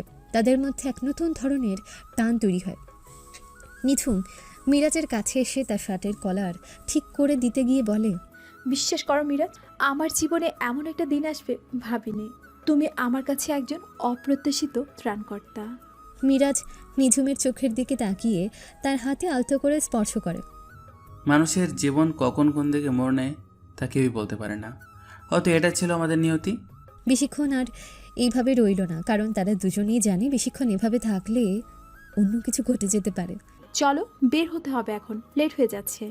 নিঝুমের বিলাসবহুল অফিস, বিশাল কাঁচের জানলা দিয়ে শহরের স্কাই লাইন দেখা যাচ্ছে। অফিসের ভেতরে আধুনিক সজ্জা, কর্মীরা ব্যস্ত। মিরাজ ও নিঝুম হেঁটে আসছে। অফিসের কর্মীরা তাদের দিকে তাকিয়ে আছে।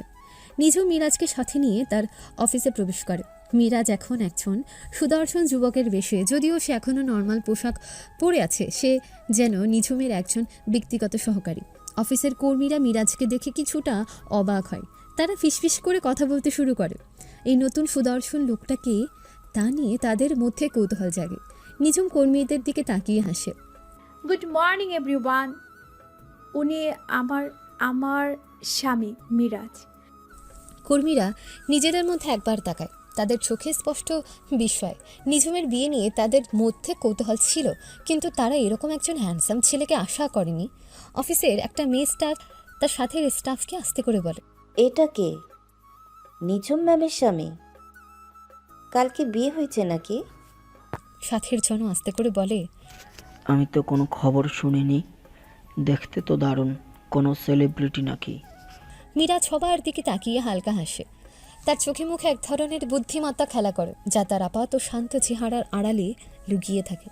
নিঝুম মিরাজকে তার চেম্বারে নিয়ে যায়। মিরাজ নিঝুমকে বিভিন্ন ছোট ছোট কাজে সাহায্য করতে শুরু করে।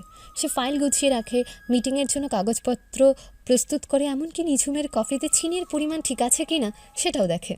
নিঝুম ফাইল দেখতে দেখতে বলে, মিরাজ, এই ফাইলটা একটু দেখে দাও তো, কালকে মিটিংয়ের জন্য কিছু ডেট দরকার।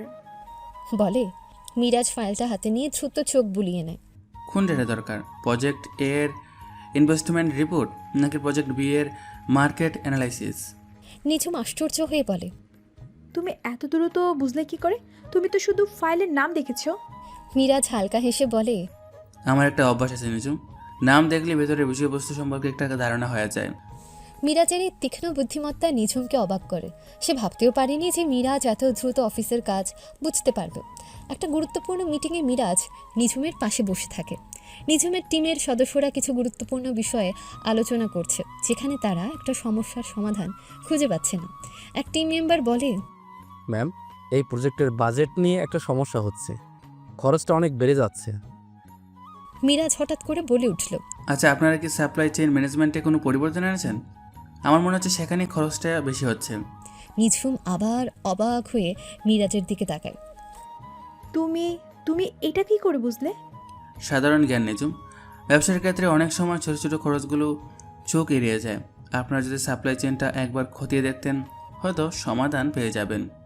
মিরাজের কথায় টিমের সদস্যরা অবাক হয়। নিঝুমের চোখে মুখে মুগ্ধতা স্পষ্ট হয়। মিরাজের এই বুদ্ধিমত্তা তার ভিখারি জীবনের সাথে কোনোভাবে মিলাতে পারছে না নিঝুম। এভাবে পুরো দিন কেটে যায়। পরের দিন নিঝুমের দাদি বাসায় ফিরে এসেছেন। নিঝুম ও মিরাজ ড্রয়িং রুমে বসে আছে, দাদির আগমনের অপেক্ষায়।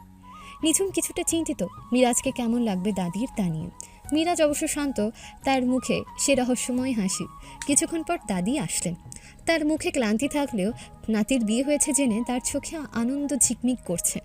দাদি নিঝুমকে জড়িয়ে ধরে, আমার সোনা, তুই বিয়ে করে ফেলেছিস, অনেক খুশি হয়েছি জানিস। হ্যাঁ দাদি, তুমি ফিরে এসেছো দেখে খুব ভালো লাগছে। দাদি নিঝুমের হাত ছেড়ে মিরাজের দিকে তাকান। মিরাজ উঠে দাঁড়িয়ে দাদিকে সালাম দেয়। তার স্মার্টনেস এবং ভদ্র ব্যবহারে দাদি মুহূর্তেই মুগ্ধ হন। মিরাজ এখন সম্পূর্ণ অন্য একজন মানুষ, সুদর্শন এবং মার্জিত। নিঝুম দাদির দিকে তাকিয়ে বলে, দাদি, এই হলো মিরাজ, তোমার নাতিন জামাই। দাদি মিরাজের দিকে তাকিয়ে মুগ্ধ হয়ে, আরে বাবা, কি হ্যান্ডসাম ছেলে, দেখে তো চোখ চুরিয়ে গেল।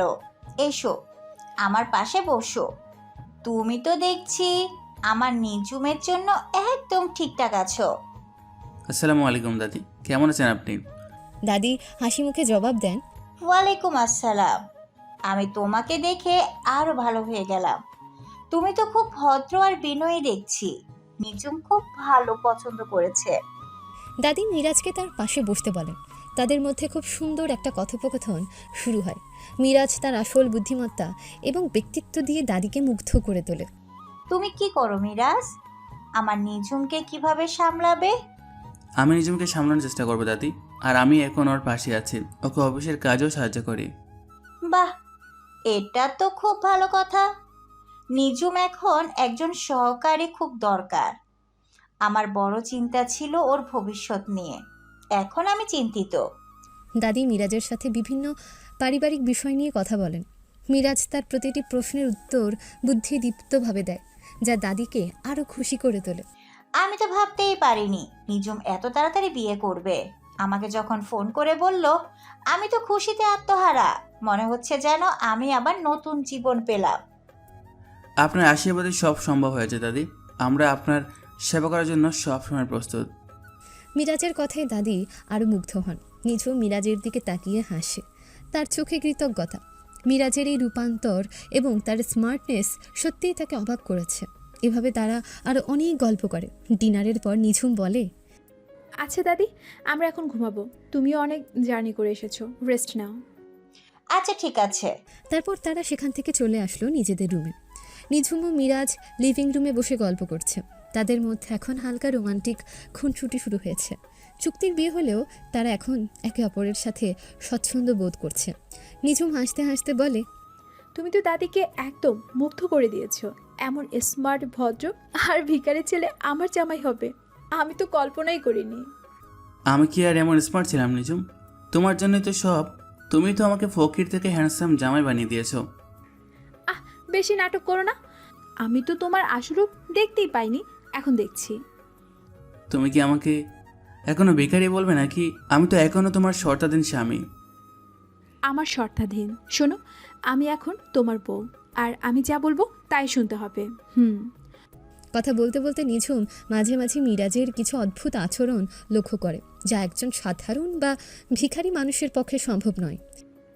গতকাল অফিসের মিটিংয়ে তুমি যে সাপ্লাই চেইন ম্যানেজমেন্টের কথা বললে, সেটা তুমি জানলে কি করে? তুমি তো কখনো কোনো ব্যবসা করনি। মিরাজ হালকা হেসে বলে, আমি আমি রাস্তাঘাটে ঘুরে অনেক কিছু দেখেছি নিজুম। মানুষের ব্যবসা, লেনদেন সবই চোখে পড়েছে, সেখান থেকে বলেছি। কিন্তু এতটা খুঁটিনাটি বিষয়, তোমার আর্থিক জ্ঞানও দেখছি খুব গভীর। এমনভাবে কথা বললে যেন তুমি একজন অভিজ্ঞ ব্যবসায়ী। মিরাজ কথা ঘুরিয়ে দেয়, তার মুখে সে রহস্যময় হাসি। নিঝুমের মনে কৌতূহল আরও বাড়ে। ঘুমানোর সময় হয়। রুমটা বিলাসবহুল, একটা বিশাল আকারের ডাবল বেড রয়েছে, কিন্তু রুমের এখন একটা অতিরিক্ত ছোট সিঙ্গেল বেডও পাতা আছে। নিঝুম হাসি মুখে বলে, শোনো মিরাজ, আমাদের রুম একই, কিন্তু বিছানা আলাদা। দাদি বুঝে ফেললে সমস্যা হবে, তাই এই ব্যবস্থা। মিরাজ এক ভ্রু তুলে একটু দুষ্টুমি করে বলে, ও, তার মানে ফেক বিয়ের চুক্তিটা ঘুমানোর ক্ষেত্রে প্রযোজ্য? আমি ভাবলাম অন্তত এখানে তো কিছুটা ছাড় পাবো। নিঝুম একটু লজ্জা পেয়ে বলে, অসভ্য, একদম না। যা বলেছি সেটাই। দাদি যে কোনো সময় এসে দেখে ফেলতে পারেন। ঠিক আছে ম্যাডাম, আপনার আদেশ শিরোধার্য। তবে এই ছদ্মবেশের টানাপোড়নটা কিন্তু খুব উপভোগ করছি। মিরাজ তার ছোট বিছানার দিকে এগিয়ে যায়। নিঝুম তার দিকে তাকিয়ে হাসে। দুজন আলাদা বিছানায় শুয়ে পড়ে। নিঝুম ঘুমের প্রস্তুতি নিচ্ছে, ঠিক সেই সময় দাদি তাদের মাঝে এন্ট্রি নেয়। দরজায় টোকা পড়ে। নিজুম, নিজুম। নিঝুম ধরফড়িয়ে ওঠে। সর্বনাশ, একটু তো দাদির গলা। আই মিরাজ, ওঠো, জলদি ওঠো। মিরাজ বেচারা প্রায় ঘুমের দেশে পাড়ি দিয়েছিল, অবাক হয়ে বলে, আবার কি হলো? এখন কি বাইরে গিয়ে ঘুমাতে হবে নাকি? আরে দাদি আসছে, তাড়াতাড়ি উঠো। হ্যাঁ, দাদি আসছে? ও মাই গড! এখন কি করে যে বলো? দাদি এইভাবে দেখে ফেললে সমস্যা হবে। আমার কাছে একটা বুদ্ধি আছে, তবে আর মনে হয় তুমি সেটাতে রাজি হবে না। কি বুদ্ধি, জলদি বলো। ওই যে ওটাই, যেটার জন্য আমরা আলাদা বিছানায় ঘুমাতে গিয়েছিলাম। এই সময় তোমার এটা মজা মনে হচ্ছে? আমি মোটেও মজা করছি না, এটাই শেষ পথ, এর বাইরে আর কিছু করার নেই। সুযোগের সদ্ব্যবহার করতে চাইছো, তাই না? এটাকে সুযোগের সৎ ব্যবহার বলে না, আর এমনিতেও আমরা স্বামী স্ত্রী, সো আমার মনে হয় না এটা খারাপ কোনো কাজ। ভেবে দেখতে পারো। এবার কিন্তু দাদি দরজা ভেঙে ফেলবে, সময় খুব কম। নিঝুমও কেন জানি তার আর প্রশ্ন করতে পারল না স্বামী স্ত্রী শব্দ দুটো শুনে। নিঝুম তাড়াতাড়ি গিয়ে দরজা খুলে দিল। দাদি, তুমি কেন এসেছো এখানে? আমার দাদু ভাইটা কোথায়? দাদি উকি দিয়ে দেখে মিরাজ বিছানায় কম্বল নিয়ে আছোয়া হয়ে আছে। এই নে এক গ্লাস গরম দুধ, মিরাজকে খাইয়ে দে। ওহ দাদি, এই দুধ দেওয়ার জন্য এত রাত এখানে আসলে? নে দুধ ধর, আর তোরা তোদের কাজে লেগে পড়, আমি গেলাম। নিঝুম হাঁ হয়ে তাকিয়ে আছে দাদির যাওয়ার দিকে। দাদি এটা কি বলে গেল? কাজে লেগে পড়বো মানে? মিরাজ বিছানা থেকে মুচকি মুচকি হাসছিল, তারপর বলল, দাদি তো ঠিকই বলছেন, কাজে লেগে পড়লে সমস্যা কোথায়? মীরা, তুমিও দেখো, এসব চিন্তা মাথা থেকে ঝেড়ে ফেলো। আমি এসবের জন্য এখনো প্রস্তুত নই। তার মানে তুমি বলতে চাইছো আমাদের বিয়েটা তাহলে চুক্তির ছিল না? নিঝুম ভাবনায় পড়ে গেল। আরে আমি এই কথাটা বললাম কেন? সত্যি তো, আমাদের বিয়েটা তো একটা চুক্তি, তাহলে এরকম কেন বললাম? ঠিক আছে, যখন তুমি প্রস্তুত হবে আমাকে বলে দিও, আমি গেলাম আমার বিছানায়। নিঝুম এবার আরও অবাক হলো, কিছুটা লজ্জাও অনুভব করছে। এদিকে মিরাজ ভাবছে, নিজুম, তুমি যেমন সুন্দর তেমন মনটাও অনেক সুন্দর। আমি বুঝতে পারছি তুমি সত্যি সত্যি আমাকে ভালোবাসতে শুরু করেছো, আর এটাই আমার কাছে অনেক ভালো লাগছে। তুমি যদি এভাবেই আমার পাশে থাকো তাহলে সত্যি সত্যি আমি তোমাকে আপন করে নেব, আর তোমাকে চমকে দেব আমার আসল পরিচয় দিয়ে। সঠিক সময় আসুক, তুমি জানতে পারবে আমি কে। তাদের এই চুক্তির সম্পর্ক ধীরে ধীরে এক মিষ্টি খুনসুটি আর রোমান্টিকতার দিকে এগিয়ে যাচ্ছে। কিন্তু মিরাজের আসল পরিচয় এখনও নিঝুমের কাছে রহস্য হয়ে আছে। এভাবেই চলতে থাকে। বিয়ের এক সপ্তাহ পর এক সন্ধ্যায় শহরের কেন্দ্রস্থলে অবস্থিত গোল্ডেন ফর্ক নামক এক বিলাসবহুল রেস্টুরেন্টের প্রবেশপথ। কাঠের বিশাল দরজা, ঝাড়বাতির ঝলকানি আর নরম আলোর ছটা এক অভিজাত পরিবেশ তৈরি করেছে। ভেতরে নরম কার্পেট পাতা, চারপাশে মৃদু সঙ্গীতের সুর ভেসে আসছে। নিঝুম ও মিরাজ একসাথে ভেতরে ঢুকছে। মিরাজকে এখন আগের থেকে অনেক বেশি স্মার্ট লাগছে। পরনে দামি শার্ট আর ট্রাউজার, চুল পরিপাটি করে আছড়ানো, কিন্তু তার চোখে মুখে এখন এক ধরনের ভিখারি সুলভ সারল্য রয়ে গেছে, যা তার ছদ্মবেশের অংশ। নিঝুম তার পাশে হাসি মুখে হাঁটছে, তার চোখে মিরাজের প্রতি এক নতুন আকর্ষণ। নিঝুম মিরাজের দিকে তাকিয়ে হাসি মুখে বলে, সত্যি বলতে কি, তোমার এই নতুন রূপটা আমার খুব পছন্দ হয়েছে। মনেই হয় না তুমি সেই রাস্তার ফকির ছিলে। মিরাজ চোখ টিপে হাসে। আহা নিজুম, আমাকে কি বারবার আমার পুরনো পরিচয় মনে করিয়ে দেবে, নাকি নতুন জীবনে একটু শান্তি দেবে? কেন? এতেই তো মজা। আমি তো জানতাম না আমার চুক্তি এমন একজন হ্যান্ডসাম মানুষকে আমার জীবনে এনে দেবে। আমি জানতাম না আমার ছদ্মবেশ এমন একজন সুন্দরীর সাথে আমাকে বেঁধে ফেলবে। তারা কথা বলতে বলতে ভেতরের দিকে এগোতে থাকে। রেস্টুরেন্টের কর্মচারীরা তাদের দিকে মুগ্ধ দৃষ্টিতে তাকাচ্ছে। নিঝুমকে সবাই চেনে একজন সফল ব্যবসায়ী হিসেবে, কিন্তু মিরাজকে দেখে তাদের মধ্যে কৌতূহল জাগে। রেস্টুরেন্টের করিডোর ধরে হাঁটতে হাঁটতে মিরাজের নজর হঠাৎ একজন পরিচিত মুখের উপর পড়ে। সে মুহূর্তে একটু অপ্রস্তুত হয়ে যায়। তখনই পাশ থেকে দ্রুত হেঁটে আসা একজন বদমেজাজি লোকের সাথে মিরাজের সজোরে ধাক্কা লাগে। লোকটার হাতে ধরা পানীয়র গ্লাস থেকে কিছুটা পানীয় ছিটকে মিরাজের শার্টে লাগে। লোকটা দেখতে গোঁফওয়ালা, মাঝবয়সী, এবং তার চোখে এক ধরনের উগ্রতা। নাম তার করিম। দর্শক, আপনারা এই নামটা মনে রাখবেন, এক সময় কাজে আসবে। করিম মিরাজের দিকে তাকিয়ে রুক্ষ কণ্ঠে বলে, এই দেখে হাঁটতে পারিস না? তোর চোখ কি পিছনে থাকে? শালা আমার জামায় দাগ লাগিয়ে দিলি। মিরাজ শান্তভাবে শার্টের দিকে তাকিয়ে তাকিয়ে বলে, দুঃখিত, আমি খেয়াল করিনি। খেয়াল করিসনি? দেখতে তো একেবারে খেতা মার্কা। এই ধরনের জায়গায় আসিস কেন যখন ভদ্রতা জানিস না? তোর মতো লোকেদের তো রাস্তায় ফুটপাতে থাকার কথা। নিঝুম হতবাক হয়ে যায়। মিরাজকে এভাবে অপমান করা হচ্ছে দেখে তার রাগ হয়। সে করিমের দিকে অগ্নি দৃষ্টিতে তাকায়। রাগে নিঝুমের গলা কাঁপছে। ওই মিয়া, আপনি কি বলছেন? হ্যাঁ, আমার স্বামীকে অপমান করার সাহস কি করে হয় আপনার? করিম নিঝুমের দিকে তাকিয়ে তার দামি পোশাক দেখে একটু থমকে যায়। আরে বাহ, ম্যাডাম তো দেখছি নতুন জামা এনেছেন, তাও আবার এমন ক্ষেত মার্কা। মিরাজ নিঝুমের হাত ধরে শান্তভাবে বলে, শান্ত হও নিজুম, কথা কথা মাথা গরম করলে চলে না।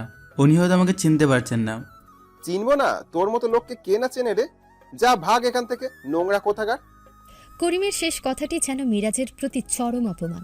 মিরাজ তার চোখে মুখে কোনো প্রতিক্রিয়া না দেখালেও তার ভেতরের আসল সত্তাটা এই অপমান হজম করতে পারে না। তার চোখে এক মুহূর্তে এক তীক্ষ্ণ ঝলক দেখা যায়, যা নিঝুমের চোখেও ধরা পড়ে। কর্মীরা যখন এই পরিস্থিতি সামাল দিতে হিমশিম খাচ্ছিল, ঠিক তখনই রেস্টুরেন্টের ম্যানেজার দ্রুত ঘটনাস্থলে আসে। ম্যানেজার একজন অভিজ্ঞ লোক, সে দ্রুত পরিস্থিতি বোঝার চেষ্টা করে। সে মিরাজের দিকে তাকায়, তার চোখে প্রথমে বিরক্তি দেখা যায়। সে মিরাজকে খ্যাত ভেবে তাকে বের করে দিতে চায়, কারণ সে মনে করে মিরাজই হয়তো ঝামেলা করেছে। ম্যানেজার মিরাজের দিকে তাকিয়ে কিছুটা ধমকের সুরে বলে, কি হচ্ছে এসব? মিস্টার করিম, আপনি ঠিক আছেন তো? আর আপনি কে? আপনি কেন ঝামেলা করছেন? নিঝুম ম্যানেজারের দিকে তাকিয়ে বলে, ম্যানেজার সাহেব, উনি আমার স্বামী। এই লোকটি উল্টো আমাদের সাথে খারাপ ব্যবহার করছে। করিম হাসি মুখে বলে, আরে ম্যানেজার সাহেব, দেখুন না ম্যাডাম কেমন একজন ফকিরকে স্বামী বানিয়েছেন। আমারে ধাক্কা মেরে আমার জামা নষ্ট করে দিয়েছে। ম্যানেজার মিরাজের দিকে ভালো করে তাকায়, তার চোখ মিরাজের মুখে আটকে যায়। মিরাজের সেই ভিখারি বেশ নেই, বরং একজন সুদর্শন পুরুষ। ম্যানেজারের চোখে বিস্ময় ফুটে ওঠে। সে মিরাজকে চিনতে পারে, কারণ সে দেশের সবচেয়ে ধনী পরিবারের একজন সদস্য, যাকে মিডিয়াতে প্রায়শই দেখা যেত। যদিও শেষ 6 মাস ধরে তার কোনো খবর ছিল না, তার মনে পড়ে যায় হামদান কর্পোরেশনের মালিক মিরাজ হামদানের কথা। ম্যানেজার ফিসফিস করে নিজের মনেই বলে, মিরাজ স্যার, আপনি আপনি এখানে? কাজীর মতো ম্যানেজারও প্রথমে নিজের চোখকে বিশ্বাস করতে পারে না। তার মুখে দ্বিধা এবং চরম বিস্ময় ফুটে ওঠে। সে কিংকর্তব্য বিমূঢ় হয়ে যায়। করিম ম্যানেজারের দিকে তাকিয়ে বলে, কি হলো ম্যানেজার সাহেব? তুমি দেখছি ওর চামচা হয়ে গেলে, ওকে বের করে দাও। ম্যানেজার কিছু বলার আগেই মিরাজ তাকে অতি সূক্ষ্মভাবে একটি ইশারা করে। মিরাজের ইশারায় ম্যানেজার মুহূর্তেই সতর্ক হয়ে যায়। সে বুঝতে পারে মিরাজ চায় না তার আসল পরিচয় প্রকাশ পাক। তার চোখ মিরাজের দিকে স্থির ছিল, যেন মিরাজের পরবর্তী নির্দেশনার জন্য অপেক্ষা করছে। মিরাজ শান্তভাবে ম্যানেজারের চোখের দিকে তাকিয়ে মুখে একটা হাসি ফুটিয়ে বলে, ম্যানেজার সাহেব, দয়া করে পরিস্থিতিটা সামলান। আমরা ডিনার করতে এসেছি, ঝামেলা করতে নয়। মিরাজের এই শান্ত অথচ দৃঢ় কণ্ঠস্বর ম্যানেজারকে যেন একটা স্পষ্ট নির্দেশ দেয়। ম্যানেজার মিরাজের ইশারা বুঝতে পেরে দ্রুত নিজেকে সামলে নেয়। তার মুখের বিস্ময় উধাও হয়ে যায় এবং তার জায়গায় এক পেশাদার কঠোরতা ফুটে ওঠে। সে করিমের দিকে ঘুরে দাঁড়ায়, তার চোখে স্পষ্ট বিরক্তি। ম্যানেজার কঠোর কণ্ঠে করিমের দিকে আঙুল তুলে বলে, মিস্টার করিম, আপনার মতো একজন রুচিহীন লোকের জন্য আমাদের রেস্টুরেন্টে কোনো জায়গা নেই। আপনি আমাদের অন্যান্য অতিথিদের ডিস্টার্ব করছেন। এখনই আমাদের রেস্টুরেন্ট ছেড়ে চলে যান। করিম হতভম্ব হয়ে যায়। কি, তুমি আমাকে বের করে দিচ্ছ? আমি এখানকার রেগুলার কাস্টমার, তুমি জানো আমি কে? আপনি কে তা নিয়ে আমাদের কোনো মাথা ব্যথা নেই। আমাদের রেস্টুরেন্টে নিয়ম সবার জন্য সমান। আপনি এক্ষুনি বের হয়ে যান, নয়তো আমি পুলিশ ডাকতে বাধ্য হব। করিম রাগে ফুঁসতে থাকে, কিন্তু ম্যানেজারের দৃঢ়তা দেখে সে বুঝে যায় তার এখানে আর থাকা ঠিক হবে না। সে মিরাজের দিকে এক তীব্র ঘৃণার দৃষ্টি নিক্ষেপ করে, তারপর অপমানিত হয়ে রেস্টুরেন্ট থেকে বেরিয়ে যায়। নিঝুম এ ঘটনায় অবাক হয়ে যায়। ম্যানেজারের এই অপ্রত্যাশিত প্রতিক্রিয়া দেখে সে হতবাক। নিঝুম মিরাজের দিকে তাকিয়ে ফিসফিস করে বলে, কি হলো? ম্যানেজার হঠাৎ এমন আচরণ করছে কেন? ওই লোকটা তো তোমার সাথে খারাপ ব্যবহার করছিল, আর এখন তাকে বের করে দিল। মিরাজ হাসি মুখে বলে, হয়তো ভদ্রলোকেরা জানে কিভাবে খারাপ লোকদের সাথে ডিল করতে হয়। নিজুম, চলো, এখানে দাঁড়িয়ে থেকে লাভ নেই। ম্যানেজার করিমকে বের করে দিয়ে মিরাজও নিঝুমের দিকে ঘুরে দাঁড়ায়। তার মুখে এখন এক ধরনের বিনীত হাসি। স্যার, ম্যাডাম, দয়া করে আমাদের ভুল বুঝবেন না। এমন অপ্রত্যাশিত ঘটনার জন্য আমরা ক্ষমা প্রার্থী। আসুন, আমি আপনাদের জন্য ভিআইপি রুমে বিশেষ আপ্যায়নের ব্যবস্থা করছি। ম্যানেজার তাদের ভিআইপি রুমে নিয়ে যায়। এই রুমটি রেস্টুরেন্টের সবচেয়ে সেরা এবং ব্যক্তিগত রুম, যা শুধুমাত্র অতি গুরুত্বপূর্ণ অতিথিদের জন্য সংরক্ষিত। রুমটা সুন্দর করে সাজানো, নরম আলো এবং আরামদায়ক সোফা। নিঝুম অবাক হয়ে চারপাশ দেখে, আশ্চর্য হয়ে বলে, ভিআইপি রুম? কিন্তু কেন? আপনাদের অসুবিধা হয়েছে ম্যাডাম? আমাদের রেস্টুরেন্টের পক্ষ থেকে এটা আপনাদের জন্য একটি ছোট্ট উপহার।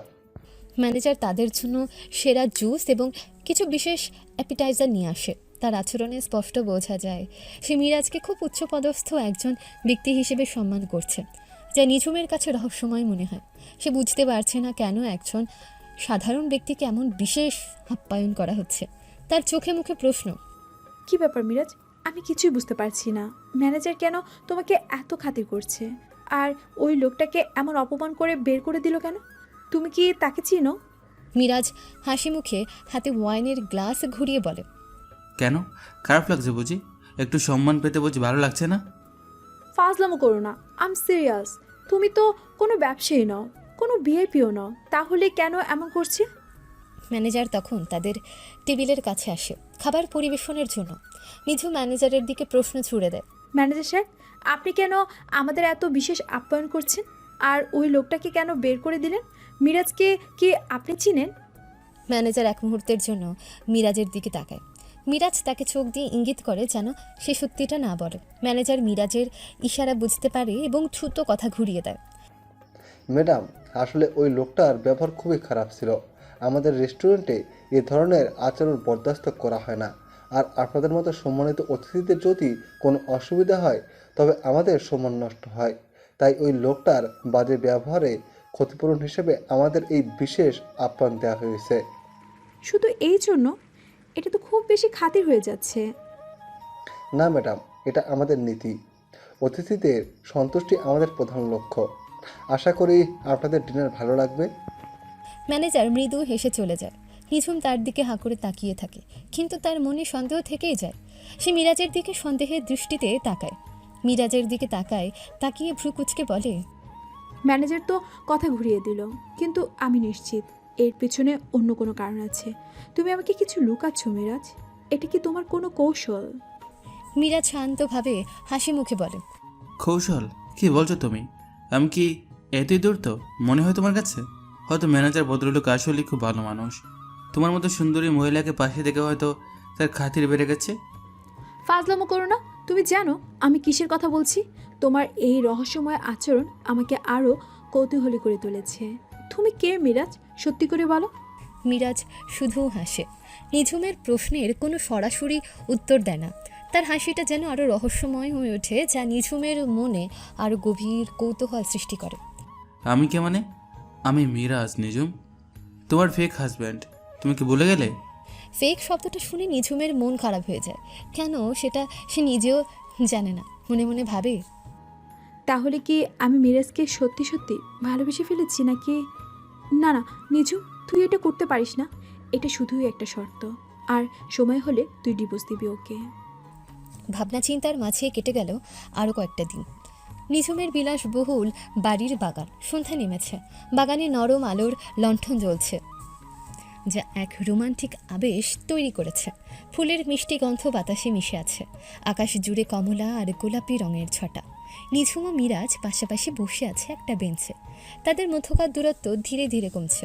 তারা দুজন বাগানে বসে সূর্যাস্তের মনোরম দৃশ্য দেখছে। ডিনারের ঘটনার পর থেকে নিঝুমের মনে মিরাজকে নিয়ে কৌতূহল আরও বেড়েছে, কিন্তু একই সাথে তার প্রতি এক গভীর আকর্ষণ অনুভব করছে সে। নিঝুম মিরাজের দিকে তাকিয়ে নরম সুরে বলে, আজকে সূর্যটা কি সুন্দর, তাই না মিরাজ? মনে হচ্ছে যেন আকাশটা নিজের সব রং ছড়িয়ে দিয়েছে। মিরাজ নিঝুমের দিকে ফিরে তার চোখে চোখ রেখে বলে, সূর্যাস্তটা সুন্দর, কারণ তুমি পাশে আছো নিঝুম। তুমি পাশে থাকলে সব কিছু যেন আমারও সুন্দর হয়ে ওঠে। নিঝুমের গালে হালকা গোলাপি আভা ফুটে ওঠে। মিরাজ তার হাত বাড়িয়ে নিঝুমের হাতের উপর আলতো করে রাখে। তাদের স্পর্শে এক বিদ্যুতের ঝলক বয়ে যায়। নিঝুম মিরাজের হাতের দিকে তাকিয়ে ফিসফিস করে বলে, তুমি এমন করে কথা বলো কেন মিরাজ? আমার কেমন যেন লাগে। কেমন লাগে? খারাপ লাগে বুঝি, নাকি ভালো লাগে? আমার আমার সব কিছু কেমন যেন অন্যরকম লাগছে। মনে হচ্ছে তুমি শুধু দাদির শর্ত পূরণের জন্য আসোনি, আমার জীবনে আরও কিছু দেওয়ার জন্য এসেছো। মিরাজ বুঝতে পারে নিঝুম ধীরে ধীরে তার প্রেমে পড়তে শুরু করেছে। তার কাছে মিরাজ এখন শুধু একজন চুক্তিবদ্ধ স্বামী নয়, বরং তার জীবনের এক অবিচ্ছেদ্য অংশ। মিরাজের রহস্যময়তা তাকে আরও আকর্ষণ করছে। মিরাজ নিঝুমের হাতটা নিজের হাতে শক্ত করে ধরে। শর্ত হয়তো একটা অজুহাত ছিল নিঝুম, হয়তো নিয়তি চেয়েছিল আমরা এভাবে কাছাকাছি আসি। আমারও মনে হচ্ছে তোমার সাথে কাটানো এই দিনগুলো আমার জীবনের সবচেয়ে সুন্দর সময়। নিঝুম মিরাজের কাঁধে মাথা রেখে, রাহুলের প্রতারণার পর আমি ভেবেছিলাম ভালোবাসার উপর থেকে আমার সব বিশ্বাস উঠে গেছে, কিন্তু তুমি এসে সব কিছু বদলে দিয়েছো। রাহুলের কথা আমার মনেই পড়ে না। আমার মনে হচ্ছে আমি আবার নতুন করে ভালোবাসা শিখছি। মিরাজ নিঝুমকে আরও কাছে টেনে নেয়। ভালোবাসা কখনো মরে না নিঝুম, হয়তো কিছু মানুষ তাকে নষ্ট করে দেয়, কিন্তু আসল ভালোবাসা ঠিকই তার পথ খুঁজে নেয়। তাদের সম্পর্ক আরও গভীর হয়। তারা একে অপরের কাছাকাছি আসে। তাদের হৃদস্পন্দন যেন এক তালে বাজছে। বাগানের নরম আলোয় তাদের দুজনের ছায়া একে অপরের সাথে মিশে যায়। তুমি যখন পাশে থাকো আমার আর কোনো ভয় লাগে না।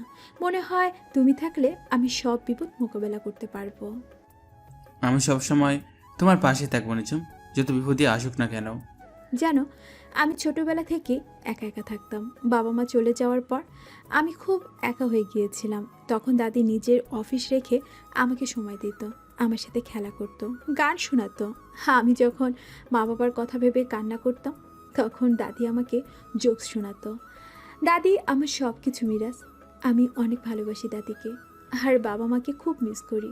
আজ যদি ওনারা বেঁচে থাকতো তাহলে হয়তো অনেক খুশি হতো তোমার মতো একজনকে আমার পাশে দেখে। জানি না ওনারা কেমন আছেন। I miss you damn so much. Nijhum, ওনারা অনেক ভালো আছেন, কারণ তুমি ভালো আছো। আর তোমার এই ভালো থাকাটা আমি সারা জীবন আটকে রাখবো তোমার পাশে থেকে। দেখবে তোমার বাবা মা সবসময় খুশি থাকবেন। তুমি শুধু ওনাদের জন্য দোয়া করো। মা বাবা চলে গেলে সন্তানদের হাতে তাদের জন্য দোয়া ছাড়া আর কিছু থাকে না। তুমি শুধু নামাজ পড়েই মোনাজাত করো ওনাদের নাজাতের জন্য। নিঝুমের চোখ দিয়ে জল পড়ছে।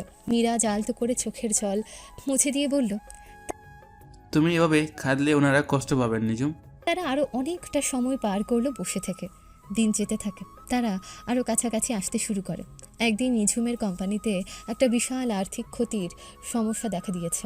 বোর্ড মিটিংয়ে সবাই বসে আছে, সবার মুখে হতাশা। মিরাজ নিঝুমের পাশে শান্তভাবে বসে আছে, সব কিছু পর্যবেক্ষণ করছে। বোর্ড সদস্যরা চিন্তিত মুখে বসে আছেন, কেউই সমস্যার সমাধান খুঁজে পাচ্ছে না। নিঝুম নিজেও বেশ চিন্তিত। এক বোর্ড মেম্বার হতাশার কণ্ঠে বলেন, ম্যাডাম, আমাদের নতুন প্রজেক্টে বিশাল লোকসান হয়েছে, প্রায় 20 কোটি টাকা। আমরা কিছুতেই বুঝতে পারছি না এত বড় ক্ষতি কিভাবে হলো। দ্বিতীয় বোর্ড মেম্বার বলেন, মার্কেট অ্যানালাইসিস অনুযায়ী সব কিছু ঠিক ছিল, কিন্তু হঠাৎ করে এমন একটা ধস নামলো যা আমরা কল্পনাও করিনি। নিঝুম টেবিলের উপর হাত রেখে চিন্তিত মুখে বলে, আমাদের কোথায় ভুল হলো? এই ক্ষতির কারণটা আমাদের দ্রুত খুঁজে বের করতে হবে, নয়তো কোম্পানির অবস্থা আরও খারাপ হয়ে যাবে। সকলেই হতাশায় একে অপরের মুখের দিকে তাকায়। মিরাজের চোখ বোর্ড মেম্বারদের দিকে ঘুরছে। সে সব ফাইল মনোযোগ দিয়ে দেখছে। তার মুখে এক ধরনের গভীর চিন্তার ছাপ। মিরাজ শান্তভাবে উঠে দাঁড়ায়, সবার নজর তার দিকে যায়। নিঝুমও অবাক হয়ে মিরাজের দিকে তাকায়। মিরাজ ধীর আর দৃঢ় কণ্ঠে বলে, আমি যদি বলি আপনার সমস্যার মূল কারণটা দেখতে পাচ্ছেন না? প্রথম বোর্ড মেম্বার বিরক্তির সাথে বলে, আপনি কে? এই মিটিংয়ে আপনার কি কাজ? আপনি তো আমাদের অফিসের কেউ নন। এই মেম্বাররা মিরাজকে আগে দেখেনি, কারণ তারা কোম্পানির বিভিন্ন সাইডের লোক। নিঝুম দ্রুত বলে ওঠে, উনি আমার স্বামী মিস্টার মিরাজ। উনি কোম্পানির একজন উপদেষ্টা হিসেবে কাজ করছেন। তৃতীয় বোর্ড মেম্বার বলে, উপদেষ্টা? কিন্তু উনি তো কখনো কোনো বড় ব্যবসা চালাননি। উনি কি আমাদের এই সমস্যা বুঝতে পারবেন? মিরাজ তাদের কথায় কান না দিয়ে হোয়াইট বোর্ডের দিকে এগিয়ে যায়। আপনাদের সমস্যাটা আসলে লোকসানে নয়, আপনাদের সমস্যা হচ্ছে আপনারা ভুল জায়গায় ইনভেস্টমেন্ট করছেন এবং আপনাদের রিস্ক ম্যানেজমেন্টে বিশাল ত্রুটি আছে। মিরাজ হোয়াইট বোর্ডে দ্রুত কিছু ডেটা এবং গ্রাফ আঁকে। তার অসাধারণ বিশ্লেষণ ক্ষমতা এবং বুদ্ধিমত্তা দেখে উপস্থিত সবাই অবাক হয়ে যায়। সে এমনভাবে কথা বলছে যেন সে একজন অভিজ্ঞ ফিনান্স এক্সপার্ট। আপনারা নতুন প্রজেক্টের জন্য যে সাপ্লাই চেইন নিয়োগ করেছেন সেখানে একটি দুর্বলতা আছে। আপনাদের সাপ্লায়াররা অতিরিক্ত চার্জ নিচ্ছে যা আপনারা ধরতেই পারেননি। এছাড়াও আপনারা এই প্রজেক্টের জন্য যে মার্কেটে প্রবেশ করেছেন সেখানকার প্রতিযোগিতামূলক পরিস্থিতি ঠিকমতো বিশ্লেষণ করেননি। মিরাজ একটা নিখুঁত সমাধান দেয় যা শুনে সবাই মুগ্ধ হয়। সে দেখায় কিভাবে সাপ্লাই চেইনের ত্রুটি দূর করা যায় এবং কিভাবে নতুন মার্কেটিং স্ট্র্যাটেজি তৈরি করা যায়। যদি আমরা সাপ্লায়ারের বদলাই এবং নতুন কিছু ডিস্ট্রিবিউটর নেটওয়ার্ক তৈরি করি তাহলে আমাদের খরচ কমপক্ষে 20% কমে যাবে। আর নতুন করে মার্কেট অ্যানালাইসিস করে টার্গেট কাস্টমারদের দিকে মনোযোগ দিলে আমরা এই লোকসান কাটিয়ে উঠতে পারবো এবং 1 বছরের মধ্যে প্রজেক্টটিকে লাভের মুখ দেখাতে পারবো। নিঝুম বোর্ড সদস্যরা মিরাজের এই দক্ষতা দেখে মুগ্ধ হয়। তাদের মুখে বিস্ময় আর শ্রদ্ধার ছাপ ফুটে ওঠে। তৃতীয় বোর্ড মেম্বার আশ্চর্য হয়ে বলে ওঠে, মিরাজ সাহেব, আপনার এই জ্ঞান কোথা থেকে এলো? আপনি তো দেখছি একজন জিনিয়াস। নিঝুম মিরাজের দিকে গর্বিত দৃষ্টিতে তাকিয়ে বলে, আমি তো শুরুতেই বলেছিলাম মিরাজ শুধু আমার স্বামী নয়, আমার ব্যবসার একজন গুরুত্বপূর্ণ অংশীদারও বটে। মিরাজ মৃদু হেসে নিজের আসনে ফিরে আসে, যেন এই প্রশংসা তার কাছে সাধারণ ব্যাপার। তার বুদ্ধিমত্তা যে শুধুই ভিখারি ছদ্মবেশের আড়ালে লুকিয়ে ছিল না, বরং তার গভীরে এক বিশাল জ্ঞান ভাণ্ডার আছে, তা এখন সবার সামনে স্পষ্ট হয়ে ওঠে। মিটিং শেষ করে তারা বাসায় ফেরে। শহরের এক পুরনো অন্ধকার এবং নিরিবিলি গোডাউন, চারদিকে ভাঙাচোরা বাক্স আর জঞ্জাল। আলোর ব্যবস্থা খুব দুর্বল, ভেতরে স্যাঁতস্যাঁতে গন্ধ। মধ্যরাত, বাইরে কুড়ি কুড়ি বৃষ্টি পড়ছে। গোডাউনের টিনের ছাদে বৃষ্টির শব্দ শোনা যাচ্ছে। মিরাজ এবং তার সিক্রেট টিমের সদস্যরা একটা ভাঙা টেবিলের চারপাশে বসে আছে। নিঝুমের সাথে দিনের বেলায় স্বাভাবিক জীবন কাটানোর পরেও মিরাজ মধ্যরাতে তার গোপন মিশনে বেরিয়ে আসে। সে নিঝুমকে ঘুমের মধ্যে রেখে অত্যন্ত সতর্কতার সাথে গোডাউনে প্রবেশ করে। ভেতরে তার বিশ্বস্ত সিক্রেট টিমের 4 জন সদস্য অপেক্ষা করছিল। তারা সবাই কালো পোশাকে ঢাকা, তাদের পরিচয় গোপন রাখতে চায়। যারা এর আগেও একবার হুটহাট করে সামনে এসেছিল তার আর মিরাজ সতর্ক করে দিয়েছিল যেন ওভাবে না এসে গুরুতর সমস্যায় সিক্রেট কোড ব্যবহার করতে, আর সেটাই এখন ওরা পালন করলো। মিরাজ গোডাউনের দরজা বন্ধ করতে করতে ধীর কণ্ঠে বলে, দেরি হয়ে গেল, নিজুম ঘুমিয়ে গেলে তবেই আমি বের হতে পারি। আজকে খোঁজখবর কি? নতুন কোনো অগ্রগতি? টিম মেম্বার 1 ল্যাপটপে স্ক্রিন দেখিয়ে বলে, বস, আমরা সেই শ্যাডো কোম্পানির ব্যাপারে আরও কৌশলে যেতে পেরেছি। তাদের প্রতিটি লেনদেন, প্রতিটি চুক্তি আমরা ট্র্যাক করেছি। মিরাজ টেবিলের উপর ঝুঁকে বলে, খুব ভালো। আমার বাবার হত্যাকারীদের খুঁজে বের করা আমাদের প্রধান লক্ষ্য। কোনো সূত্র পাচ্ছ? টিমের সদস্যরা মিরাজের বাবার হত্যাকারীদের তদন্তের অগ্রগতি নিয়ে কথা বলে। তারা কিছু এনক্রিপ্টেড ফাইল এবং অডিও ক্লিপ মিরাজকে দেখায়। আমাদের মনে হচ্ছে মিস্টার আদনান এই ঘটনার পেছনে মূল হোতা। তার প্রতিটি চালই আপনার বাবার ব্যবসার পতনের দিকে নির্দেশ করছে। মিরাজের চোখে প্রতিশোধের আগুন জ্বলছে।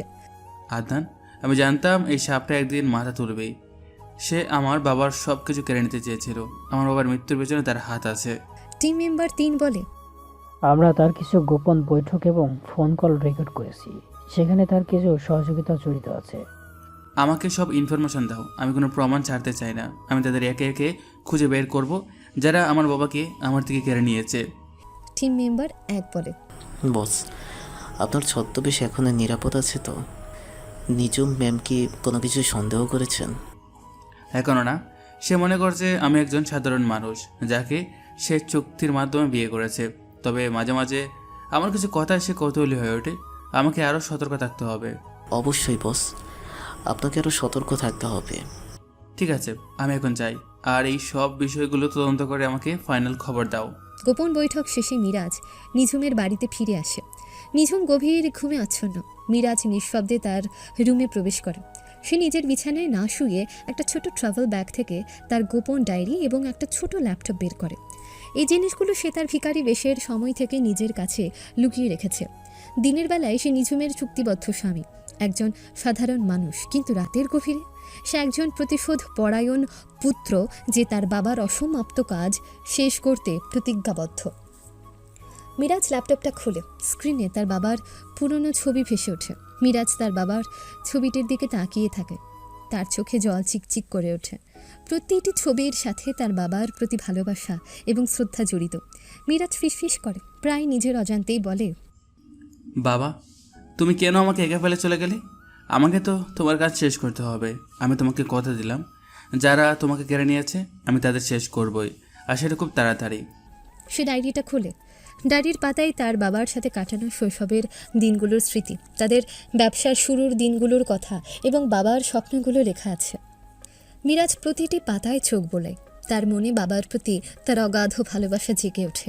মিরাজ ডায়েরির পাতা উল্টাতে উল্টাতে বলে, বাবা, তুমি সবসময় বলতে সততা আর পরিশ্রম দিয়ে সব কিছু জয় করা যায়, কিন্তু পৃথিবীর কিছু মানুষ এতটাই লোভী যে তারা তোমার সততাকে কেড়েও নিয়েছে। মিরাজের চোখে প্রতিশোধের আগুন জ্বলছে। সে অতীতের কথা মনে করে, বাবার প্রতি তার ভালোবাসা এবং খুনিদের প্রতি তার তীব্র ঘৃণা অনুভব করে। আমি তোকে শেষ করে দেবো আদনান, তোকে এবং তোর সমস্ত সহযোগীকে। আমার বাবা তোর জন্য নিজের জীবন দিয়েছেন, আর আমি তোর কাছ থেকে সব কিছু কেড়ে নেব। সে ডায়েরিটা বন্ধ করে। তার মুখ শক্ত হয়ে ওঠে, যেন সে নতুন করে শপথ নিচ্ছে। 2 দিন পর এক সন্ধ্যায় শহরের সবচেয়ে অভিজাত শপিং মলের ভেতরে একটা বিশাল বিলাসবহুল ডায়মন্ড জুয়েলারির শপ। দোকানের বাইরে থেকে কাঁচের ভেতর দিয়ে ঝকঝকে হীরা আর ঝলমলে গয়নাগুলো স্পষ্ট দেখা যাচ্ছে। ভেতরে নরম আলো, কাঁচের শোকেসে সারি সারি সাজানো রয়েছে হীরের নেকলেস, রিং, কানের দুল। দুইজন ওয়েল ড্রেসড সেলসপারসন গেটের পাশে দাঁড়িয়ে আছে। নিঝুম আর মিরাজ হাত ধরে ভেতরে ঢুকছে। নিঝুমের চোখগুলো ঝলমল করছে, যেন সে এক স্বপ্নের জগতে প্রবেশ করেছে। মিরাজের মুখে এক মৃদু হাসি, সে নিঝুমের মুগ্ধতা উপভোগ করছে। নিঝুম মিরাজের দিকে তাকিয়ে বলে, ওয়াও মিরাজ, দেখেছো এটা কি দারুণ জায়গা। আমি তো কখনো এত ঝলমলে হীরা একসাথে দেখিনি।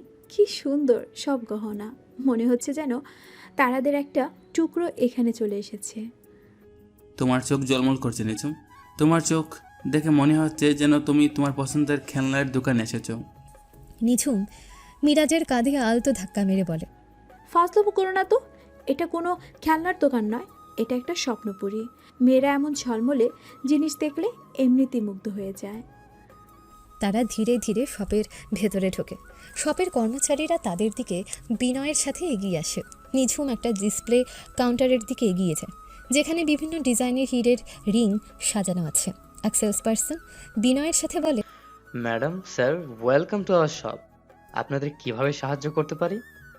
নিঝুম সেলসপারসনের দিকে না তাকিয়ে এই রিংগুলো দেখতে দেখতে বলে, আমরা শুধু একটু দেখছি, এত সুন্দর সব কালেকশন। সে প্রতিটি রিং, প্রতিটি নেকলেস খুঁটিয়ে খুঁটিয়ে দেখছে। তার মুখে এক নিষ্পাপ আনন্দ। মিরাজ নিঝুমের পাশে দাঁড়িয়ে আছে, তার চোখে এক ধরনের গভীর আনন্দ। নিঝুম যখন খুশি থাকে, মিরাজের মনেও এক অদ্ভুত শান্তি আসে। নিঝুম একটা নেকলেসের দিকে আঙুল দেখিয়ে বলে, এই নেকলেসটা দেখেছো মিরাজ? মনে হচ্ছে যেন আকাশ থেকে এক ঝলক নক্ষত্র নেমে এসেছে। এটা আমার দাদির খুব পছন্দ হতো। তোমার পছন্দ হলে তো দাদিরও পছন্দ হবে নিঝুম, কারণ তোমার পছন্দই তো সবচেয়ে সুন্দর।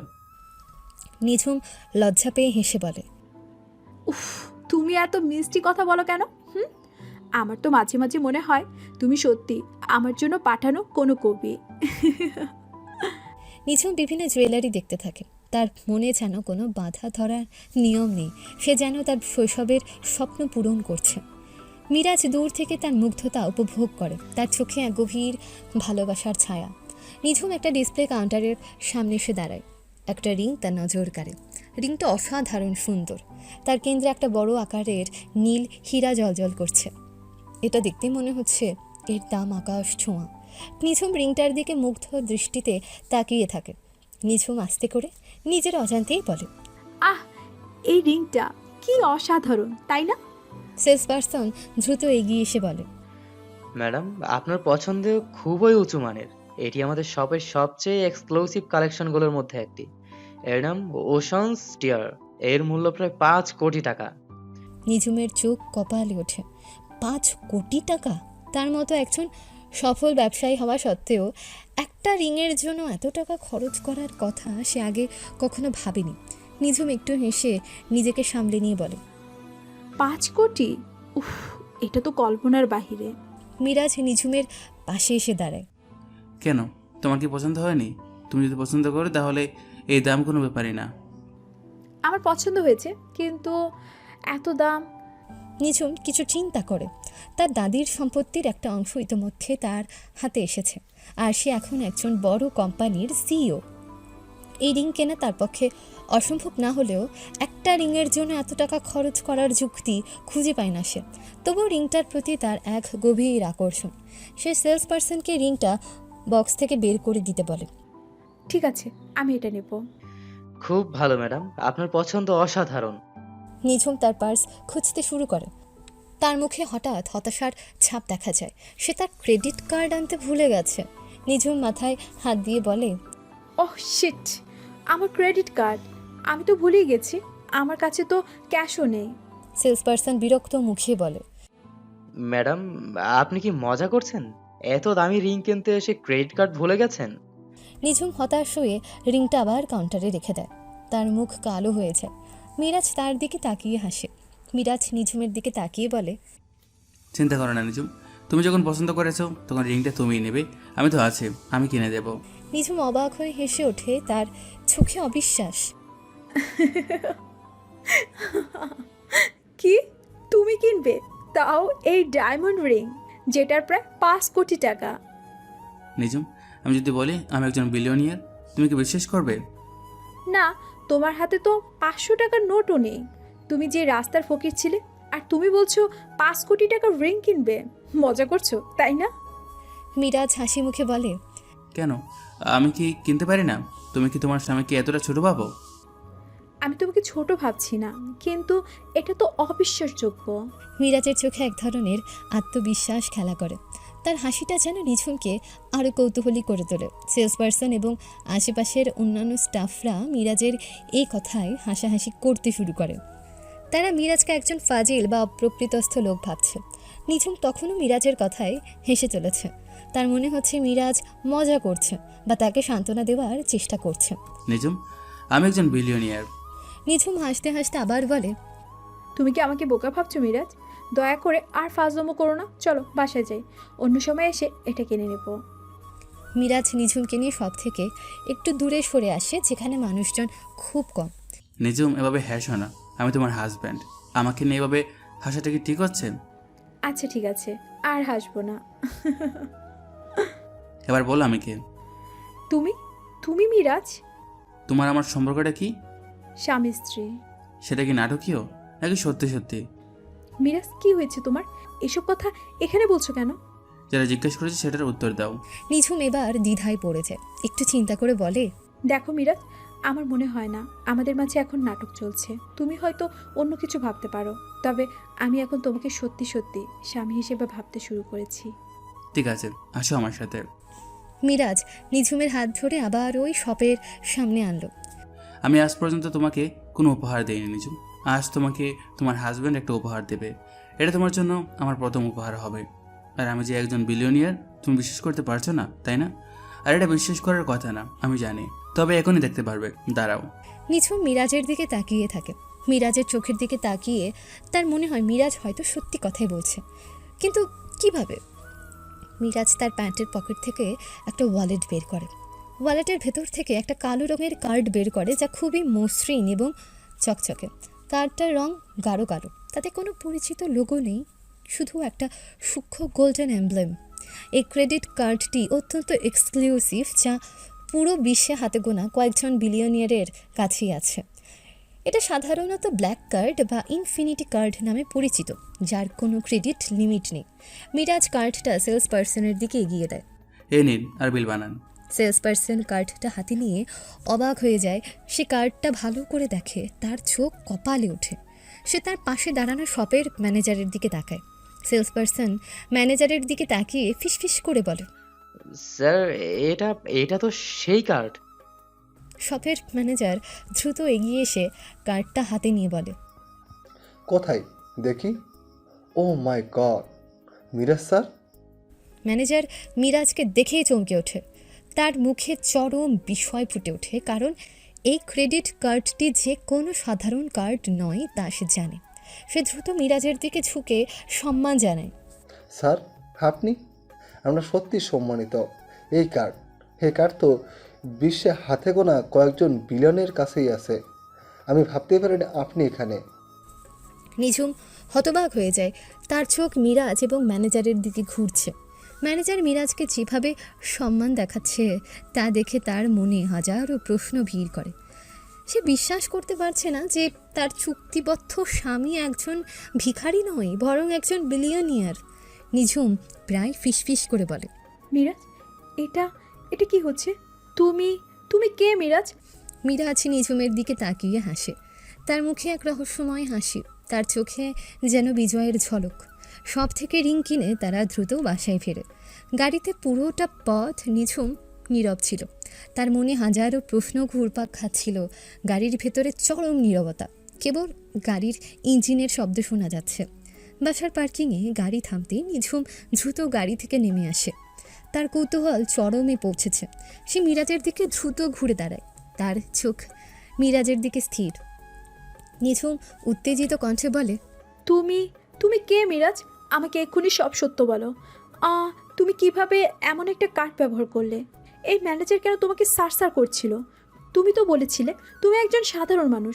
তুমি আমাকে মিথ্যে বলেছো, তাই না? মিরাজ গাড়ি থেকে নেমে শান্তভাবে বলে, আমি মিথ্যা বলিনি নিজম, আমি শুধু কিছু কথা গোপন রেখেছিলাম।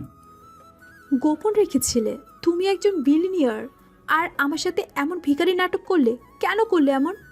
মিরাজ মুচকি হাসে, যেন সে এই মুহূর্তটার জন্যই অপেক্ষা করছিল। তার চোখে এক ধরনের খেলাধুলা। চুক্তিটা কি ভুলে গেছো? আমি বলেছিলাম আমি তোমার সব শর্ত মানব, কিন্তু তুমি তো আমাকে আমার পরিচয় জানতে চাওনি। আর তাছাড়া তুমিই তো বলেছিলে আমি তোমার চুক্তির জন্য এসেছি। এটা কোনো উত্তর হলো না। তোমার পরিচয় কি? তোমার আসল উদ্দেশ্য কি? তুমি কে মিরাজ? আমি জানতে চাই।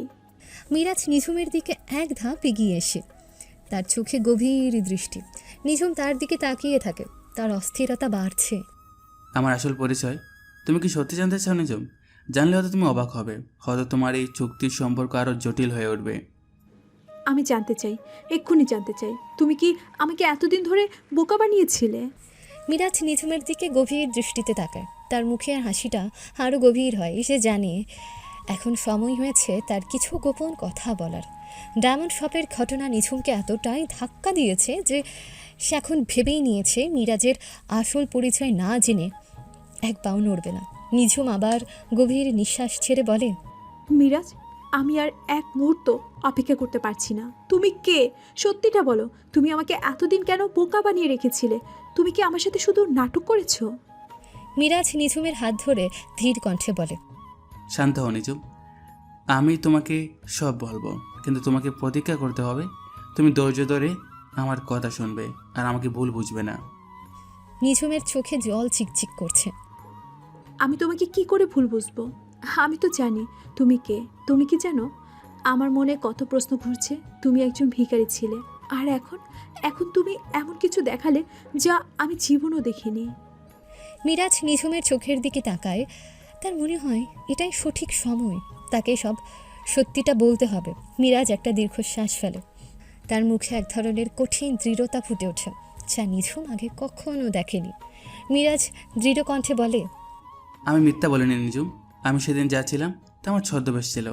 আমার আসল পরিচয় হলো আমি হামদান কর্পোরেশনের সিইও মিরাজ হামদান। নিঝুম যেন আকাশ থেকে পড়ে। তার চোখগুলো বড় বড় হয়ে যায়। সে বিশ্বাস করতে পারছে না যা সে শুনেছে। হামদান কর্পোরেশন, দেশের সবচেয়ে বড় এবং সম্মানিত কর্পোরেশন, যার সিইও নাকি 6 মাস আগে এক মর্মান্তিক দুর্ঘটনায় মারা গেছেন বলে সবাই জানত। নিঝুম অবিশ্বাসের সুরে ফিসফিস করে বলে, হামদান কর্পোরেশন? তুমি সেই মিরাজ? কিন্তু সবাই তো জানতো তুমি। সবাই যা জানতো তা সম্পূর্ণ সত্যি নয়। আমার জীবনটা যতটা সহজ মনে হয় আসলে তা নয়। আমার জীবনের পেছনে এক মর্মান্তিক সত্য লুকিয়ে আছে। নিঝুম মিরাজের দিকে তাকিয়ে থাকে। তার চোখে অবিশ্বাসের সাথে সাথে চরম বিষয় ফুটে ওঠে। সে যেন মিরাজকে চিনতেই পারছে না। তার চুক্তিবদ্ধ স্বামী, যাকে সে একজন সাধারণ মানুষ ভাবত, সে আসলে এত বড় একজন বিলিয়নিয়ার। তাহলে শোনো। ফ্ল্যাশব্যাক।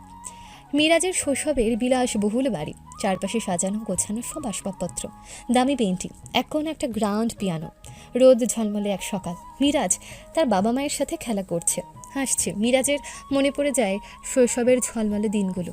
মিরাজের বাবা মা হাসি মুখে বসে আছেন, ছোট্ট মিরাজ তাদের মাঝে ছুটে বেড়াচ্ছে। আমার জীবনটা একসময় খুব সহজ আর সুন্দর ছিল নিসুম। আমি ছিলাম আমার বাবা মায়ের একমাত্র সন্তান। আমার বাবা ছিলেন হামদান কর্পোরেশনের প্রতিষ্ঠাতা, একজন অত্যন্ত সফল এবং সৎ ব্যবসায়ী। আর আমার মা ছিলেন পৃথিবীর সেরা মা, যিনি সবসময় আমাদের আগলে রাখতেন। একদিন মিরাজের বাবা মা আর মিরাজ হাসি ঠাট্টা করছিল। বাবা তার ছেলেকে কাঁধে নিয়ে খেলছেন, মা পিয়ানো বাজাচ্ছেন আর ছোট মিরাজ গলা মিলিয়ে গান গাইছে। মিরাজের মা বলেন, আহারে আমার ছোট্ট মিরাজ, তুই একদিন অনেক বড় হবি। তোর বাবা তোকে নিয়ে কত স্বপ্ন দেখে জানিস তুই? মিরাজের বাবা বলেন, ওর ভাগ্য আমার চেয়ে উজ্জ্বল হবে। আমি যেটা পারিনি সেটাও করবে। পরিবারের প্রতিটি সদস্যের মধ্যে এক গভীর ভালোবাসা এবং বন্ধন স্পষ্ট। তার একসাথে ডাইনিং টেবিলে বসে খাবার খাচ্ছে, একে অপরের সাথে মজার গল্প বলছে। আমাদের পরিবারের কোনো কিছুর অভাব ছিল না নিজম, টাকা প্রতিপত্তি সবই ছিল, কিন্তু সবচেয়ে মূল্যবান ছিল আমাদের ভালোবাসা। বাবা মা দুজনেই আমার সবচেয়ে ভালো বন্ধু ছিলেন। একদিন আমি স্কুলের পরীক্ষার ফলাফল নিয়ে আসি। বাবা মা আমাকে জড়িয়ে ধরে প্রশংসা করেছিলেন। তাদের চোখে আমার প্রতি গর্ব স্পষ্ট ছিল।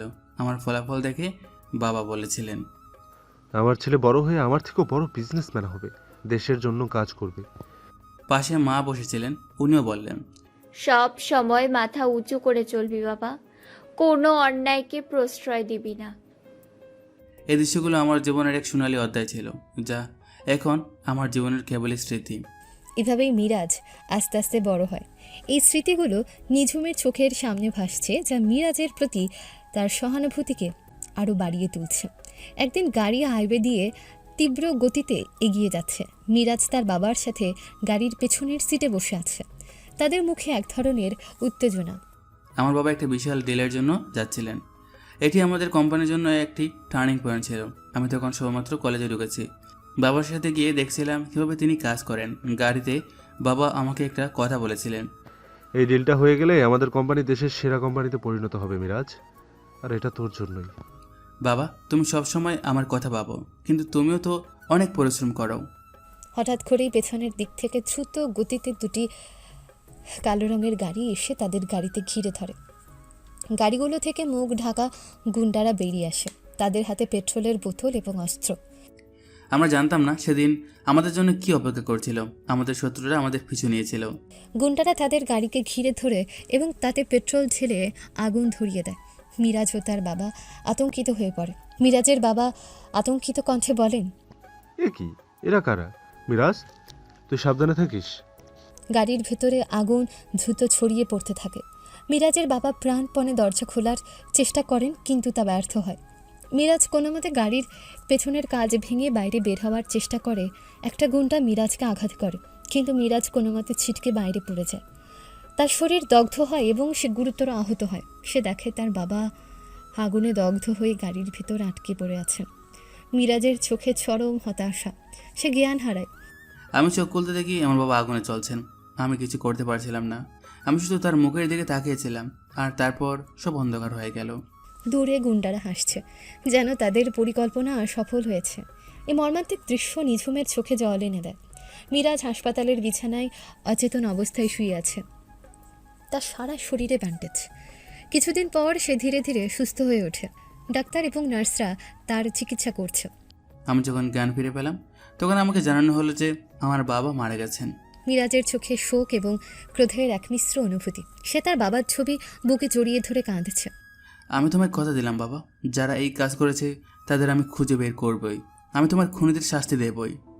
হাসপাতাল থেকে বের হওয়ার পর মিরাজ বুঝতে পারে এই দুর্ঘটনা কোনো সাধারণ দুর্ঘটনা নয়, এটা একটা পরিকল্পিত হত্যাকাণ্ড। সে আরও বুঝতে পারে যে যারা তার বাবাকে মেরেছে তারা তাকেও ছাড়বে না। আমি জানতাম যারা আমার বাবার ক্ষতি করেছে তারা যদি জানতে পারে যে আমি বেঁচে আছি, তাহলে আমাকে ছাড়বে না।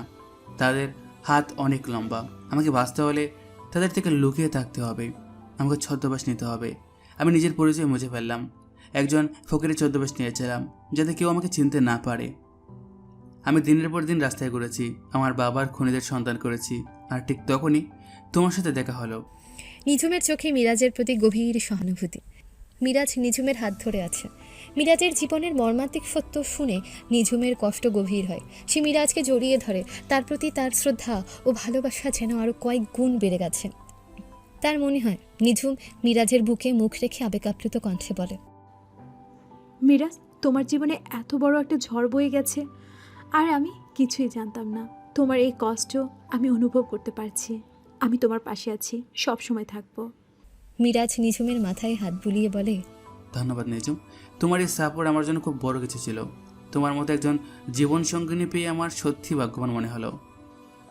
ভাগ্যবান আমি, তুমি এত কিছু লুকিয়েও আমার পাশে ছিলে, আমাকে রক্ষা করেছো। আমি তোমার প্রতি কৃতজ্ঞ। আমাদের সম্পর্কের শুরুটা হয়তো চুক্তিতে ছিল নিঝুম, কিন্তু এখন আমার কাছে তুমি শুধু চুক্তি নাও, তুমি আমার সব কিছু। তারা যখন একে অপরকে সান্ত্বনা দিচ্ছিল, ঠিক তখনই মিরাজের মোবাইলে একটা সিক্রেট কল আসে। মিরাজ ফোনটা দেখে দ্রুত পকেট থেকে বের করে। তার মুখে এক ধরনের দৃঢ়তা ফুটে ওঠে, যা নিঝুমের চোখ এড়ায় না। সে বুঝে যায় এটা কোনো সাধারণ কল নয়। মিরাজ ফোনটা রিসিভ করে গম্ভীর কণ্ঠে বলে, হ্যাঁ বলো। টিম মেম্বার ফোনে উত্তেজিত কণ্ঠে বলে, বস, আমরা খবর পেয়েছি সেই হিলেন আদনান তার নতুন আস্থানায় আছে। আমরা তার লোকেশন ট্র্যাক করেছি। এটা আপনার বাবার খুনির শেষ আস্তানা হতে পারে। মিরাজের চোখ জ্বলে ওঠে। প্রতিশোধের আগুন তার সারা শরীরে যেন নতুন শক্তি সঞ্চার করে। নিঝুম মিরাজের মুখের দিকে তাকিয়ে তার উত্তেজনা বুঝতে পারে। মিরাজ চোখ বন্ধ করে গভীর শ্বাস ফেলে বলে, আমি আসছি, তোমরা সব প্রস্তুতি নাও, আর কোনো ভুল যেন না হয়। এইবার সে পালাবে না। মিরাজ ফোন রেখে দ্রুত উঠে দাঁড়ায়। তার চোখে প্রতিশোধের উন্মত্ততা, তার মুখ পাথরের মতো দৃঢ়। বাবার খুনিকে হাতের মুঠোয় পাওয়ার সুযোগ সে আর হারাতে চায় না। কোথায় যাচ্ছ মিরাজ? এত রাতে কোথায় যাচ্ছ তুমি? কি হয়েছে? আমাকে যেতে হবে নিঝুম। আমার বাবার খুনি আদনান, সে ধরা পড়েছে, তাকে শাস্তি দিতে হবে। আমাকে এবার শেষ করতে হবে সব। না মিরাজ, এত রাতে একা যেও না, কি হবে কে জানে। তুমি তো মাত্রই সব বললে, আমাকে একা রেখে যেও না প্লিজ। নিঝুম তাকে আটকাতে চাইলেও মিরাজকে থামানো কঠিন হয়ে পড়ে। তার চোখে মুখে এক অদম্য জেদ। মিরাজ নিঝুমের হাত ছেড়ে বলে, আমাকে যেতেই হবে নিঝুম। আমি এই দিনটার জন্য দিনের পর দিন অপেক্ষা করেছি। এই প্রতিশোধ আমার বাবার আত্মা শান্তি পাবে। তুমি ভেবো না আমি ফিরে আসব, কিন্তু এই সুযোগ আমি হারাতে পারি না। নিঝুম কাঁদতে কাঁদতে বলে, আমি জানি এটা তোমার জন্য কতটা গুরুত্বপূর্ণ, কিন্তু আমার ভয় করছে মিরাজ, যদি কিছু হয়ে যায়। মিরাজ নিঝুমের দুই গালে দুই হাত দিয়ে ধরে বলে, কিছু হবে না নিঝুম, কিছু হবে না। আমি প্রতিজ্ঞাবদ্ধ, এবার সে আমার শত্রুকে শেষ করব। আমার প্রতিশোধ আগুন আজ নিমবেই। তুমি সাবধানে দেখো, আমার জন্য অপেক্ষা করো। মিরাজ দ্রুত বেরিয়ে যেতে নেয়। মিরাজ! নিঝুমের চোখে জল, কাঁদো কাঁদো কণ্ঠে বলে, আই লাভ ইউ। মিরাজ এই শব্দ শুনে মুচকি একটা হাসি দেয়। আই লাভ ইউ টু নিঝুম। তুমি চিন্তা করো না, আমি ফিরে আসবো। তোমার ভালোবাসা আমাকে ফিরিয়ে আনবে। মিরাজ চলে যায়। নিঝুমের চোখে জল আর মনে ভয়। সে মিরাজের ফিরে আসার জন্য অপেক্ষা করতে থাকে। এদিকে একটা আধুনিক গোপন অফিস কক্ষ, চারদিকে হাইটেক যন্ত্রপাতি, ল্যাপটপ এবং সুরক্ষার জন্য অসংখ্য ক্যামেরা। অন্ধকার রুমের মধ্যে একজন লোকের মুখ দেখা যাচ্ছে। তার হাসিটা নিষ্ঠুর। সে আর কেউ নয়, হামদান কর্পোরেশনের প্রধান প্রতিদ্বন্দ্বী কোম্পানি শ্যাডো গ্রুপের সিইও আদনান হাসান। তার মুখে এক ধরনের অহংকার এবং নিষ্ঠুর হাসি। আদনান নিজের মনেই হেসে বলে, নবাব মীর হামদান ভেবেছিল সে আমাকে ঠকিয়ে পার পেয়ে যাবে, কিন্তু আদনান হাসানকে কেউ ঠকাতে পারে না। হামদান কর্পোরেশনের পতন তো কেবল শুরু ছিল, আমি পুরো মার্কেট দখল করব। মিরাজের বাবার কোম্পানি একটা নতুন প্রযুক্তি উদ্ভাবন করেছিল যা আদনানের জন্য হুমকি ছিল। নবাব মীর হামদান তার প্রযুক্তি দিয়ে বাজার দখল করতে চেয়েছিল, কিন্তু আমি তাকে সে সুযোগ দিতে পারি না। এই ঢিল আমার চাই, আর তার পথের কাঁটা সরাতে হবে। সে শুধু মিরাজের বাবার ডিল ছিনিয়ে নিতে চায়নি, তাকে পৃথিবী থেকে সরিয়ে দিতে চেয়েছিল। তারা যেভাবে তার ভাড়া করা গুন্ডাদের সাথে খুন করার প্ল্যানিং করেছিল। তোমরা কোনো প্রমাণ রাখবে না, কাজটা এমনভাবে করবে যেন একটা দুর্ঘটনা মনে হয়। আর নবাব মীর হামদানের ছেলে মিরাজ, তাকেও শেষ করে দিবে, কোনো সাক্ষী যেন না থাকে। কিন্তু মিরাজ বেঁচে গিয়েছিল যা আদনান জানত না। আদনান এখন তার অফিসের বড় চেয়ারে বসে আরাম করছে। তার মনে কোনো ভয় নেই। সে ভাবে নওয়াব মীর হামদান আর তার ছেলে দুজনেই মৃত। এগুলো সে ভাবছিল। এদিকে মিরাজ টিমের সদস্যদের সাথে ম্যাপ দেখছে। মিরাজ দ্রুত তার টিমের গোপন আস্তানায় পৌঁছায়। টিম সদস্যরা তখন থেকে সব কিছু প্রস্তুত করে রেখেছিল। একটা বড় টেবিলের উপর আদনানের গোপন আস্তানার ম্যাপ ছড়ানো আছে। মিরাজ এসে সরাসরি ম্যাপের দিকে ঝুঁকে পড়ে। মিরাজ ম্যাপের দিকে আঙুল রেখে বলে, তোমরা আদনানের লোকেশন নিশ্চিত করেছো? কোনো বল নেই তো? টিম মেম্বার এক বলে, বস শতভাগ নিশ্চিত। এটা তার নতুন হাইটেক আস্তানা, খুবই সুরক্ষিত। আমরা কিভাবে ঢুকবো? কোনো দুর্বল পয়েন্ট আছে? টিম মেম্বার দুই বলে, হ্যাঁ বস, আমরা ভেতরের ক্যামেরাগুলো হ্যাক করেছি। একটা ডেন্ট সিস্টেম আছে যেটা দিয়ে একজন মানুষের ভিতরে ঢুকতে পারবে। তারা ফাইনাল প্ল্যানিং করে। অস্ত্রশস্ত্র, গ্যাজেট এবং কৌশল নিয়ে আলোচনা করা হয়। প্রত্যেকের হাতে অত্যাধুনিক অস্ত্র। টিম মেম্বার 3 বলে, বস গুন্ডাদের সংখ্যায় প্রায় 20 জন, তাদের কাছে ভারী অস্ত্র আছে। ঠিক আছে, আমরা দ্রুত কাজ করব। কোনো নিরীহ মানুষের জন্য ক্ষতি না হয়। আমাদের লক্ষ্য শুধু আদনান। মিরাজ তার টিমের প্রতি নির্দেশ জারি করে। তার চোখে এক ঠান্ডা দৃঢ়তা।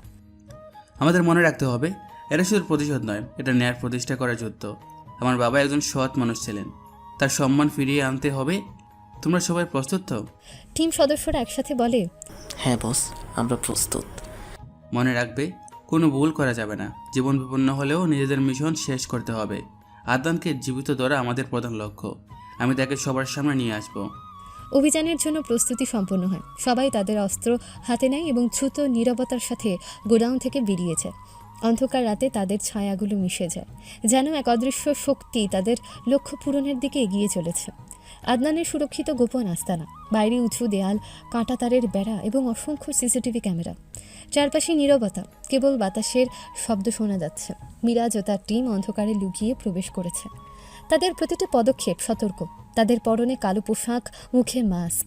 তারা দেয়াল টপকে ভেতরে প্রবেশ করে এবং প্রথমে সিসিটিভি ক্যামেরাগুলো নিষ্ক্রিয় করে দেয়।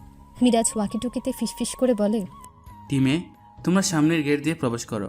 টিম বি তোমরা পেছনের ব্যান্ড সিস্টেম দিয়ে যাও। আমি মেইন কন্ট্রোল রুমে যাব। তারা প্রথমে নীরবে গুন্ডাদের নিষ্ক্রিয় করে যারা গেটে পাহারা দিচ্ছিল। প্রতিটি গুন্ডাকে দ্রুত এবং নিঃশব্দে ধরাশায়ী করা হয়। টিম মেম্বার 1 ওয়াকিটুকিতে বলে, বস গেট ক্লিয়ার, 2 জন ডাউন। তবে দ্রুতই তাদের উপস্থিতি টের পাওয়া যায়। একজন গুন্ডা টহল দেওয়ার সময় তাদের একজন সদস্যকে দেখে ফেলে এবং অ্যালার্ম বাজিয়ে দেয়। লাল আলো জ্বলে ওঠে, সাইরেনের শব্দে পুরো আস্তানা সজাগ হয়ে ওঠে। এক গুন্ডা ঝুড়ি চিৎকার করে, ঘুষ পেটি, অ্যালার্ম বাজাও। মিরাজ ওয়াকিটুকিতে বলে, অ্যালার্ম বেজে গেছে, মিশন স্টার্ট। আর কোনো নীরবতা নয়, ফায়ার।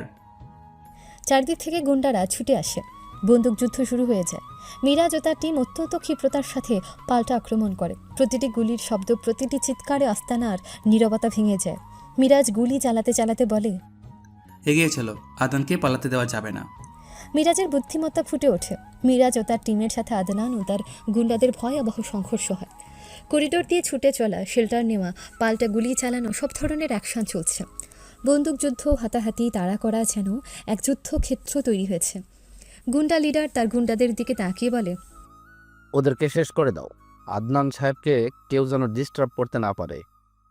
মিরাজ তার তীক্ষ্ণ বুদ্ধি এবং কৌশল খাটিয়ে আদনানের ফাঁদগুলো এড়িয়ে যায়।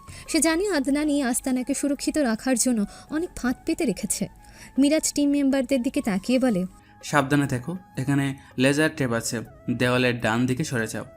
টিম মেম্বাররা মিরাজের নির্দেশ মেনে চলে এবং ফাঁদ এড়িয়ে যায়। মিরাজ দ্রুত গতিতে এগিয়ে যায়, গুন্ডাদের কোণঠাসা করে তোলে। সে একাই একাধিক গুন্ডাকে কাবু করে ফেলে। তার চোখে এক অদম্য জেদ। মিরাজ একটা সুরক্ষিত ল্যাবরেটরিতে প্রবেশ করে, যেখানে কিছু গুরুত্বপূর্ণ ডেটা সার্ভার রাখা আছে। গুন্ডারা তাকে সেখানে আটকানোর চেষ্টা করে। মিরাজ ল্যাবরেটরির কম্পিউটার সিস্টেম দেখে দ্রুত টাইপ করতে করতে বলে, তাদের সিস্টেম হ্যাক করো, ওদের সব যোগাযোগ বিচ্ছিন্ন করে দাও। মিরাজের টিমের হ্যাকার সদস্যরা দূর থেকে তার নির্দেশ পালন করে। মুহূর্তের মধ্যে আদনানের সব কমিউনিকেশন সিস্টেম বন্ধ হয়ে যায়। গুন্ডারা দিশেহারা হয়ে পড়ে। গুন্ডা 1 বলে, স্যার, আমাদের ওয়াকি টকি কাজ করছে না, কোনো সিগন্যাল নেই। এদিকে আদনান অন্য রুমে ফোনে কথা বলছে। কি বলছিস? এক্ষুনি ঠিক কর, ওরা ভিতরে ঢুকে পড়েছে। মিরাজ তার বুদ্ধিমত্তা খাটিয়ে গুন্ডাদের মনোযোগ ভিন্ন দিকে ঘুরিয়ে দেয় এবং দ্রুত আদনানের মূল কক্ষের দিকে এগিয়ে যায়। সে জানে আদনান সেখানে লুকিয়ে আছে। সব গুন্ডাকে কাবু করার পর মিরাজ অবশেষে আদনানের মূল কক্ষে প্রবেশ করে। আদনান হাসান আতঙ্কিত মুখে একটা বন্দুক হাতে নিয়ে মিরাজের দিকে তাকায়। তার চোখে স্পষ্ট ভয়, কারণ সে মিরাজকে মৃত ভেবেছিল। আদনান কাপা কণ্ঠে বলে, মিরাজ, তুমি কিভাবে বেঁচে আছো? এটা অসম্ভব। মিরাজ ধীর পায়ে এগিয়ে আসে, তার চোখে জ্বলন্ত প্রতিশোধ। আমি বেঁচে আছি আদনান, তোমার পাপের শাস্তি দেওয়ার জন্য আমি ফিরে এসেছি। তুমি আমার বাবাকে মেরেছো, আমার পরিবারকে ধ্বংস করেছো, আজ তোমার শেষ দিন। আদনান হাসে, তার হাসিতে এক ধরনের উন্মাদনা। সে তার অপরাধ স্বীকার করে এবং নিজের লোভের কথা জানায়। তোমার বাবা? হ্যাঁ, সে ছিল আমার পথের কাঁটা। তার এই ডিলটা আমার দরকার ছিল। সে যদি নিজস্ব যেত তাহলে এমন কিছু ঘটতো না। আমি ক্ষমতা চাই মিরাজ, সব কিছু আমার চাই। আমার বাবা তোমাকে বিশ্বাস করেছিল, তুমি তার বিশ্বাস ভঙ্গ করেছো। আমার মায়ের বুক খালি করেছো। তোমার মতো লোভী মানুষদের এই পৃথিবীতে থাকার কোনো অধিকার নেই। মিরাজ একটু শ্বাস নেয়। আমার বাবার স্বপ্ন ছিল, আমার মায়ের ভালোবাসা ছিল, তুমি সব কেড়ে নিয়েছো। আমি তোমাকে আজ শেষ করবই। আদনান মিরাজকে গুলি করার চেষ্টা করে, কিন্তু মিরাজ দ্রুত তার হাত থেকে বন্দুক কেড়ে নেয়। মিরাজ তাকে এক ধাক্কায় ফেলে দেয় এবং তার মুখে একটা আঘাত করে। আদনান মাটিতে লুটিয়ে পড়ে। তার চোখে ভয়, সে জানে তার শেষ পরিণতি কী। মিরাজ আদনানের শার্টের কলার ধরে বলে, আজ থেকে হামদান কর্পোরেশন আবার মাথা উঁচু করে দাঁড়াবে, আর তোর মতো কুৎসিত মানুষদের এই পৃথিবীতে কোনো জায়গা হবে না। তোর সব অপকর্মের জন্য তোকে শাস্তি পেতে হবে। মিরাজ আদনানকে ধরে ফেলে। তার মুখে এক কঠিন প্রতিজ্ঞা। ভিলেনের পতন ঘটে। মিরাজের প্রতিশোধের প্রথম ধাপ সম্পন্ন হয়। মিরাজ তার টিমের সাথে দাঁড়িয়ে আছে। মারামারি, গুলি শেষ হওয়ার পর মিরাজ ও তার টিম আদনানের সামনে দাঁড়িয়ে আছে। আদনানকে তারা বেঁধে রেখেছে। চারপাশে নীরবতা নেমে এসেছে। টিম মেম্বার 1 বলে, বস, আমরা আদনানকে ধরে ফেলেছি। সব গুন্ডারাও ধরাশায়ী। এখন কি করব? মিরাজ আদনানের দিকে তাকিয়ে বলে, পুলিশকে খবর দাও আর সব প্রমাণ সংগ্রহ করো। আদনানের সব অপকর্ম সবার সামনে আসা উচিত। পুলিশ এসে ঘটনার তদন্তভার গ্রহণ করে। মিরাজ ও তার টিমের সদস্যরা পুলিশের কাছে সব তথ্য দেয়। মিরাজের মুখে প্রতিশোধ সম্পন্ন হওয়ার এক মিশ্র অনুভূতি, শান্তি এবং বিষাদ। তার বাবার মৃত্যুর প্রতিশোধ নেওয়া হয়েছে, কিন্তু বাবার চলে যাওয়ার শূন্যতা আজও তাকে তাড়া করে। মিরাজ আকাশের দিকে তাকিয়ে ফিসফিস করে বলে, বাবা, তোমার প্রতিশোধ নেওয়া হয়েছে, তুমি এখন শান্তিতে ঘুমাও। আদনানের এমন অবস্থা করব যেন সে জেলের মধ্যে পচে পচে মরে। আমি ইচ্ছে করলে নিজ হাতে তাকে খুন করতে পারতাম বাবা, কিন্তু আমি সেই কাজ করব না, কারণ আমি তোমার ছেলে। তুমি আমার হাত ধরে অনেক কিছু শিখিয়েছো, কিন্তু কোনোদিনও খুন করতে শেখাওনি। তার চোখ দিয়ে এক ফোঁটা জল গড়িয়ে পড়ে। তার মুখে দেখা যায় এক ধরনের স্বস্তি, যেন দীর্ঘদিনের বোঝা নেমে গেছে। কিন্তু একই সাথে প্রিয়জনকে হারানোর বেদনাও স্পষ্ট। মিরাজ এখন তার নতুন জীবনের দিকে এগিয়ে যেতে প্রস্তুত। সকালে নিঝুমের উদ্বিগ্ন মুখ, তার চোখ বারবার গেটের দিকে যাচ্ছে। সারা রাত নির্ঘুম কেটেছে নিঝুমের। মিরাজের চলে যাওয়ার পর থেকে তার মনে এক অস্থিরতা কাজ করছিল। সে বারবার জানালার কাছে গিয়ে বাইরের দিকে তাকাচ্ছিল, মিরাজের ফিরে আসার অপেক্ষায়। ভোরের আলো ফুটতেই সে গেটের কাছে চলে আসে। তার মুখে উৎকণ্ঠা স্পষ্ট, তার চোখে ভয়, মিরাজকে হারানোর ভয়। হঠাৎ করে নিঝুম দেখে দূরে একটা গাড়ি তার বাড়ির দিকে আসছে। গাড়িটা যত কাছে আসে নিঝুমের বুকের ধরফুরানি তত বাড়ে। অবশেষে গাড়িটি তার গেটের সামনে এসে থামে। গাড়ি থেকে নেমে আসে মিরাজ। তার মুখে ক্লান্তির ছাপ থাকলেও তার চোখে এক ধরনের স্বস্তি দেখা যায়। মিরাজকে দেখে নিঝুম দ্রুত তার দিকে ছুটে যায়। তার চোখ জলে ভরে ওঠে। মিরাজ, তুমি ফিরে এসেছো। আমি ভেবেছিলাম তুমি হয়তো আর ফিরবে না। নিঝুম মিরাজকে শক্ত করে জড়িয়ে ধরে, তার মাথা মিরাজের কাঁধে রাখে। তার আনন্দাশ্রু মিরাজের শার্ট ভিজিয়ে দেয়। মিরাজও নিঝুমকে জড়িয়ে ধরে, তার মনেও এক গভীর শান্তি। মিরাজ নিঝুমকে জড়িয়ে ধরে তার মাথায় চুমু খেয়ে বলে, আমি তোমাকে বলেছিলাম আমি ফিরে আসব। আমি তোমাকে একা ফেলে কোথাও যাব না নিঝুম। নিঝুম মিরাজকে ছেড়ে তার মুখ ধরে। আমার কত ভয় লাগছিল, তুমি জানো না। মনে হচ্ছিল যেন সব কিছু হারিয়ে ফেলবো। আমি জানি, কিন্তু এখন সব ঠিক আছে। আদান ধরা পড়েছে, আমার বাবার প্রতিশোধ সম্পন্ন হয়েছে। তারা একে অপরকে হারানোর ভয় অনুভব করে, যা তাদের বন্ধনকে আরও মজবুত করে তোলে। আমার এখন মনে হচ্ছে তুমি আমার জীবনের সবচেয়ে গুরুত্বপূর্ণ উপহার। তোমাকে ছাড়া আমি আর বাঁচতে পারবো না মিরাজ। আমারও তাই মনে হয় নিঝুম, তুমি আমার জীবনে আসা এক আশীর্বাদ। আমার সব কষ্ট দূর করে দিয়েছো তুমি। তারা একে অপরের হাতে হাত রেখে বাড়ির ভেতর প্রবেশ করে, তাদের চোখে নতুন আশার আলো। পরের দিন সকালে মিরাজ নিঝুমকে তার পৈতৃক বাড়িতে নিয়ে আসে। এই বাড়িটা এতদিন নীরব ছিল, কিন্তু আজ যেন এক নতুন প্রাণ ফিরে পেয়েছে। পরিচারকরা বাড়ির সবকিছু প্রস্তুত করে রেখেছে। মিরাজের মা প্রবেশপথে তাদের জন্য অপেক্ষা করছিলেন, তার মুখে এক উজ্জ্বল হাসি। মিরাজ নিঝুমের দিকে তাকিয়ে বলে, এইটা আমার বাড়ি নিঝুম, এখন থেকে তোমারও বাড়ি। নিঝুম মুগ্ধ হয়ে বলে, কি সুন্দর বাড়ি, মনে হচ্ছে যেন কোনো প্রাসাদে এসেছি। মিরাজ তার মাকে জড়িয়ে ধরে। তার মা নিঝুমকে দেখে আবেগাপ্লুত হয়ে পড়েন। তিনি নিঝুমের হাত ধরে তাকে আশীর্বাদ করেন। মিরাজের মা নিঝুমের হাত ধরে চোখে জল নিয়ে বলেন, মা, তুমিই তো আমার মিরাজকে ফিরিয়ে এনেছো। তুমিই আমার ঘরের লক্ষ্মী।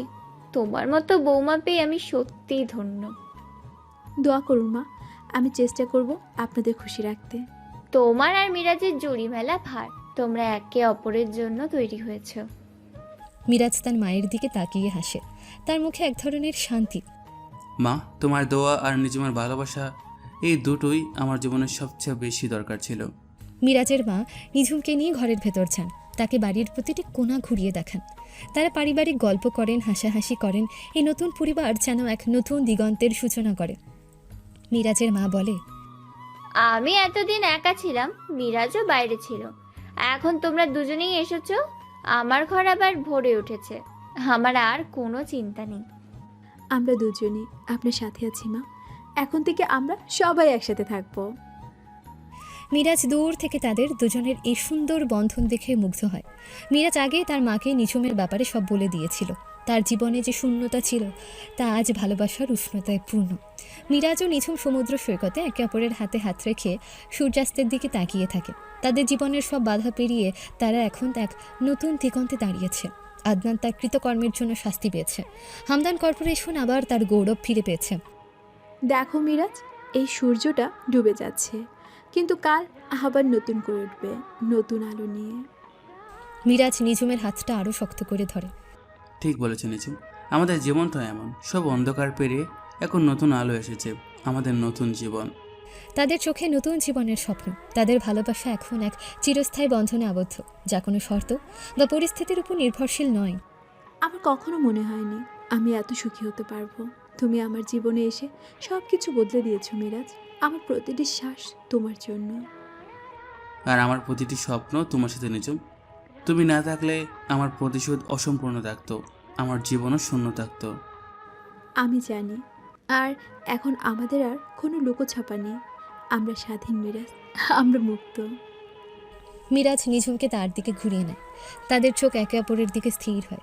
তাদের ভালোবাসার গভীরতা তাদের চোখের গভীর স্পষ্ট। মিরাজ নিঝুমের কপালে আলতো করে একটা চুমু খায়, তারপর তার ঠোঁটে এক মিষ্টি চুম্বন দেয়। তারা একে অপরের উষ্ণতায় মিশে যায়, যেন দুটি আত্মা এক হয়ে গেছে। মিরাজ ফিসফিস করে বলে, আই লাভ ইউ নিচু। নিঝুম মিরাজের চোখে হাত রেখে হাসি মুখে বলে, I love you too Miraj, সব সময়। তারা একে অপরের আলিঙ্গনে আবদ্ধ হয়। সূর্যাস্তের খমলা আলো তাদের উপর এসে পড়ে।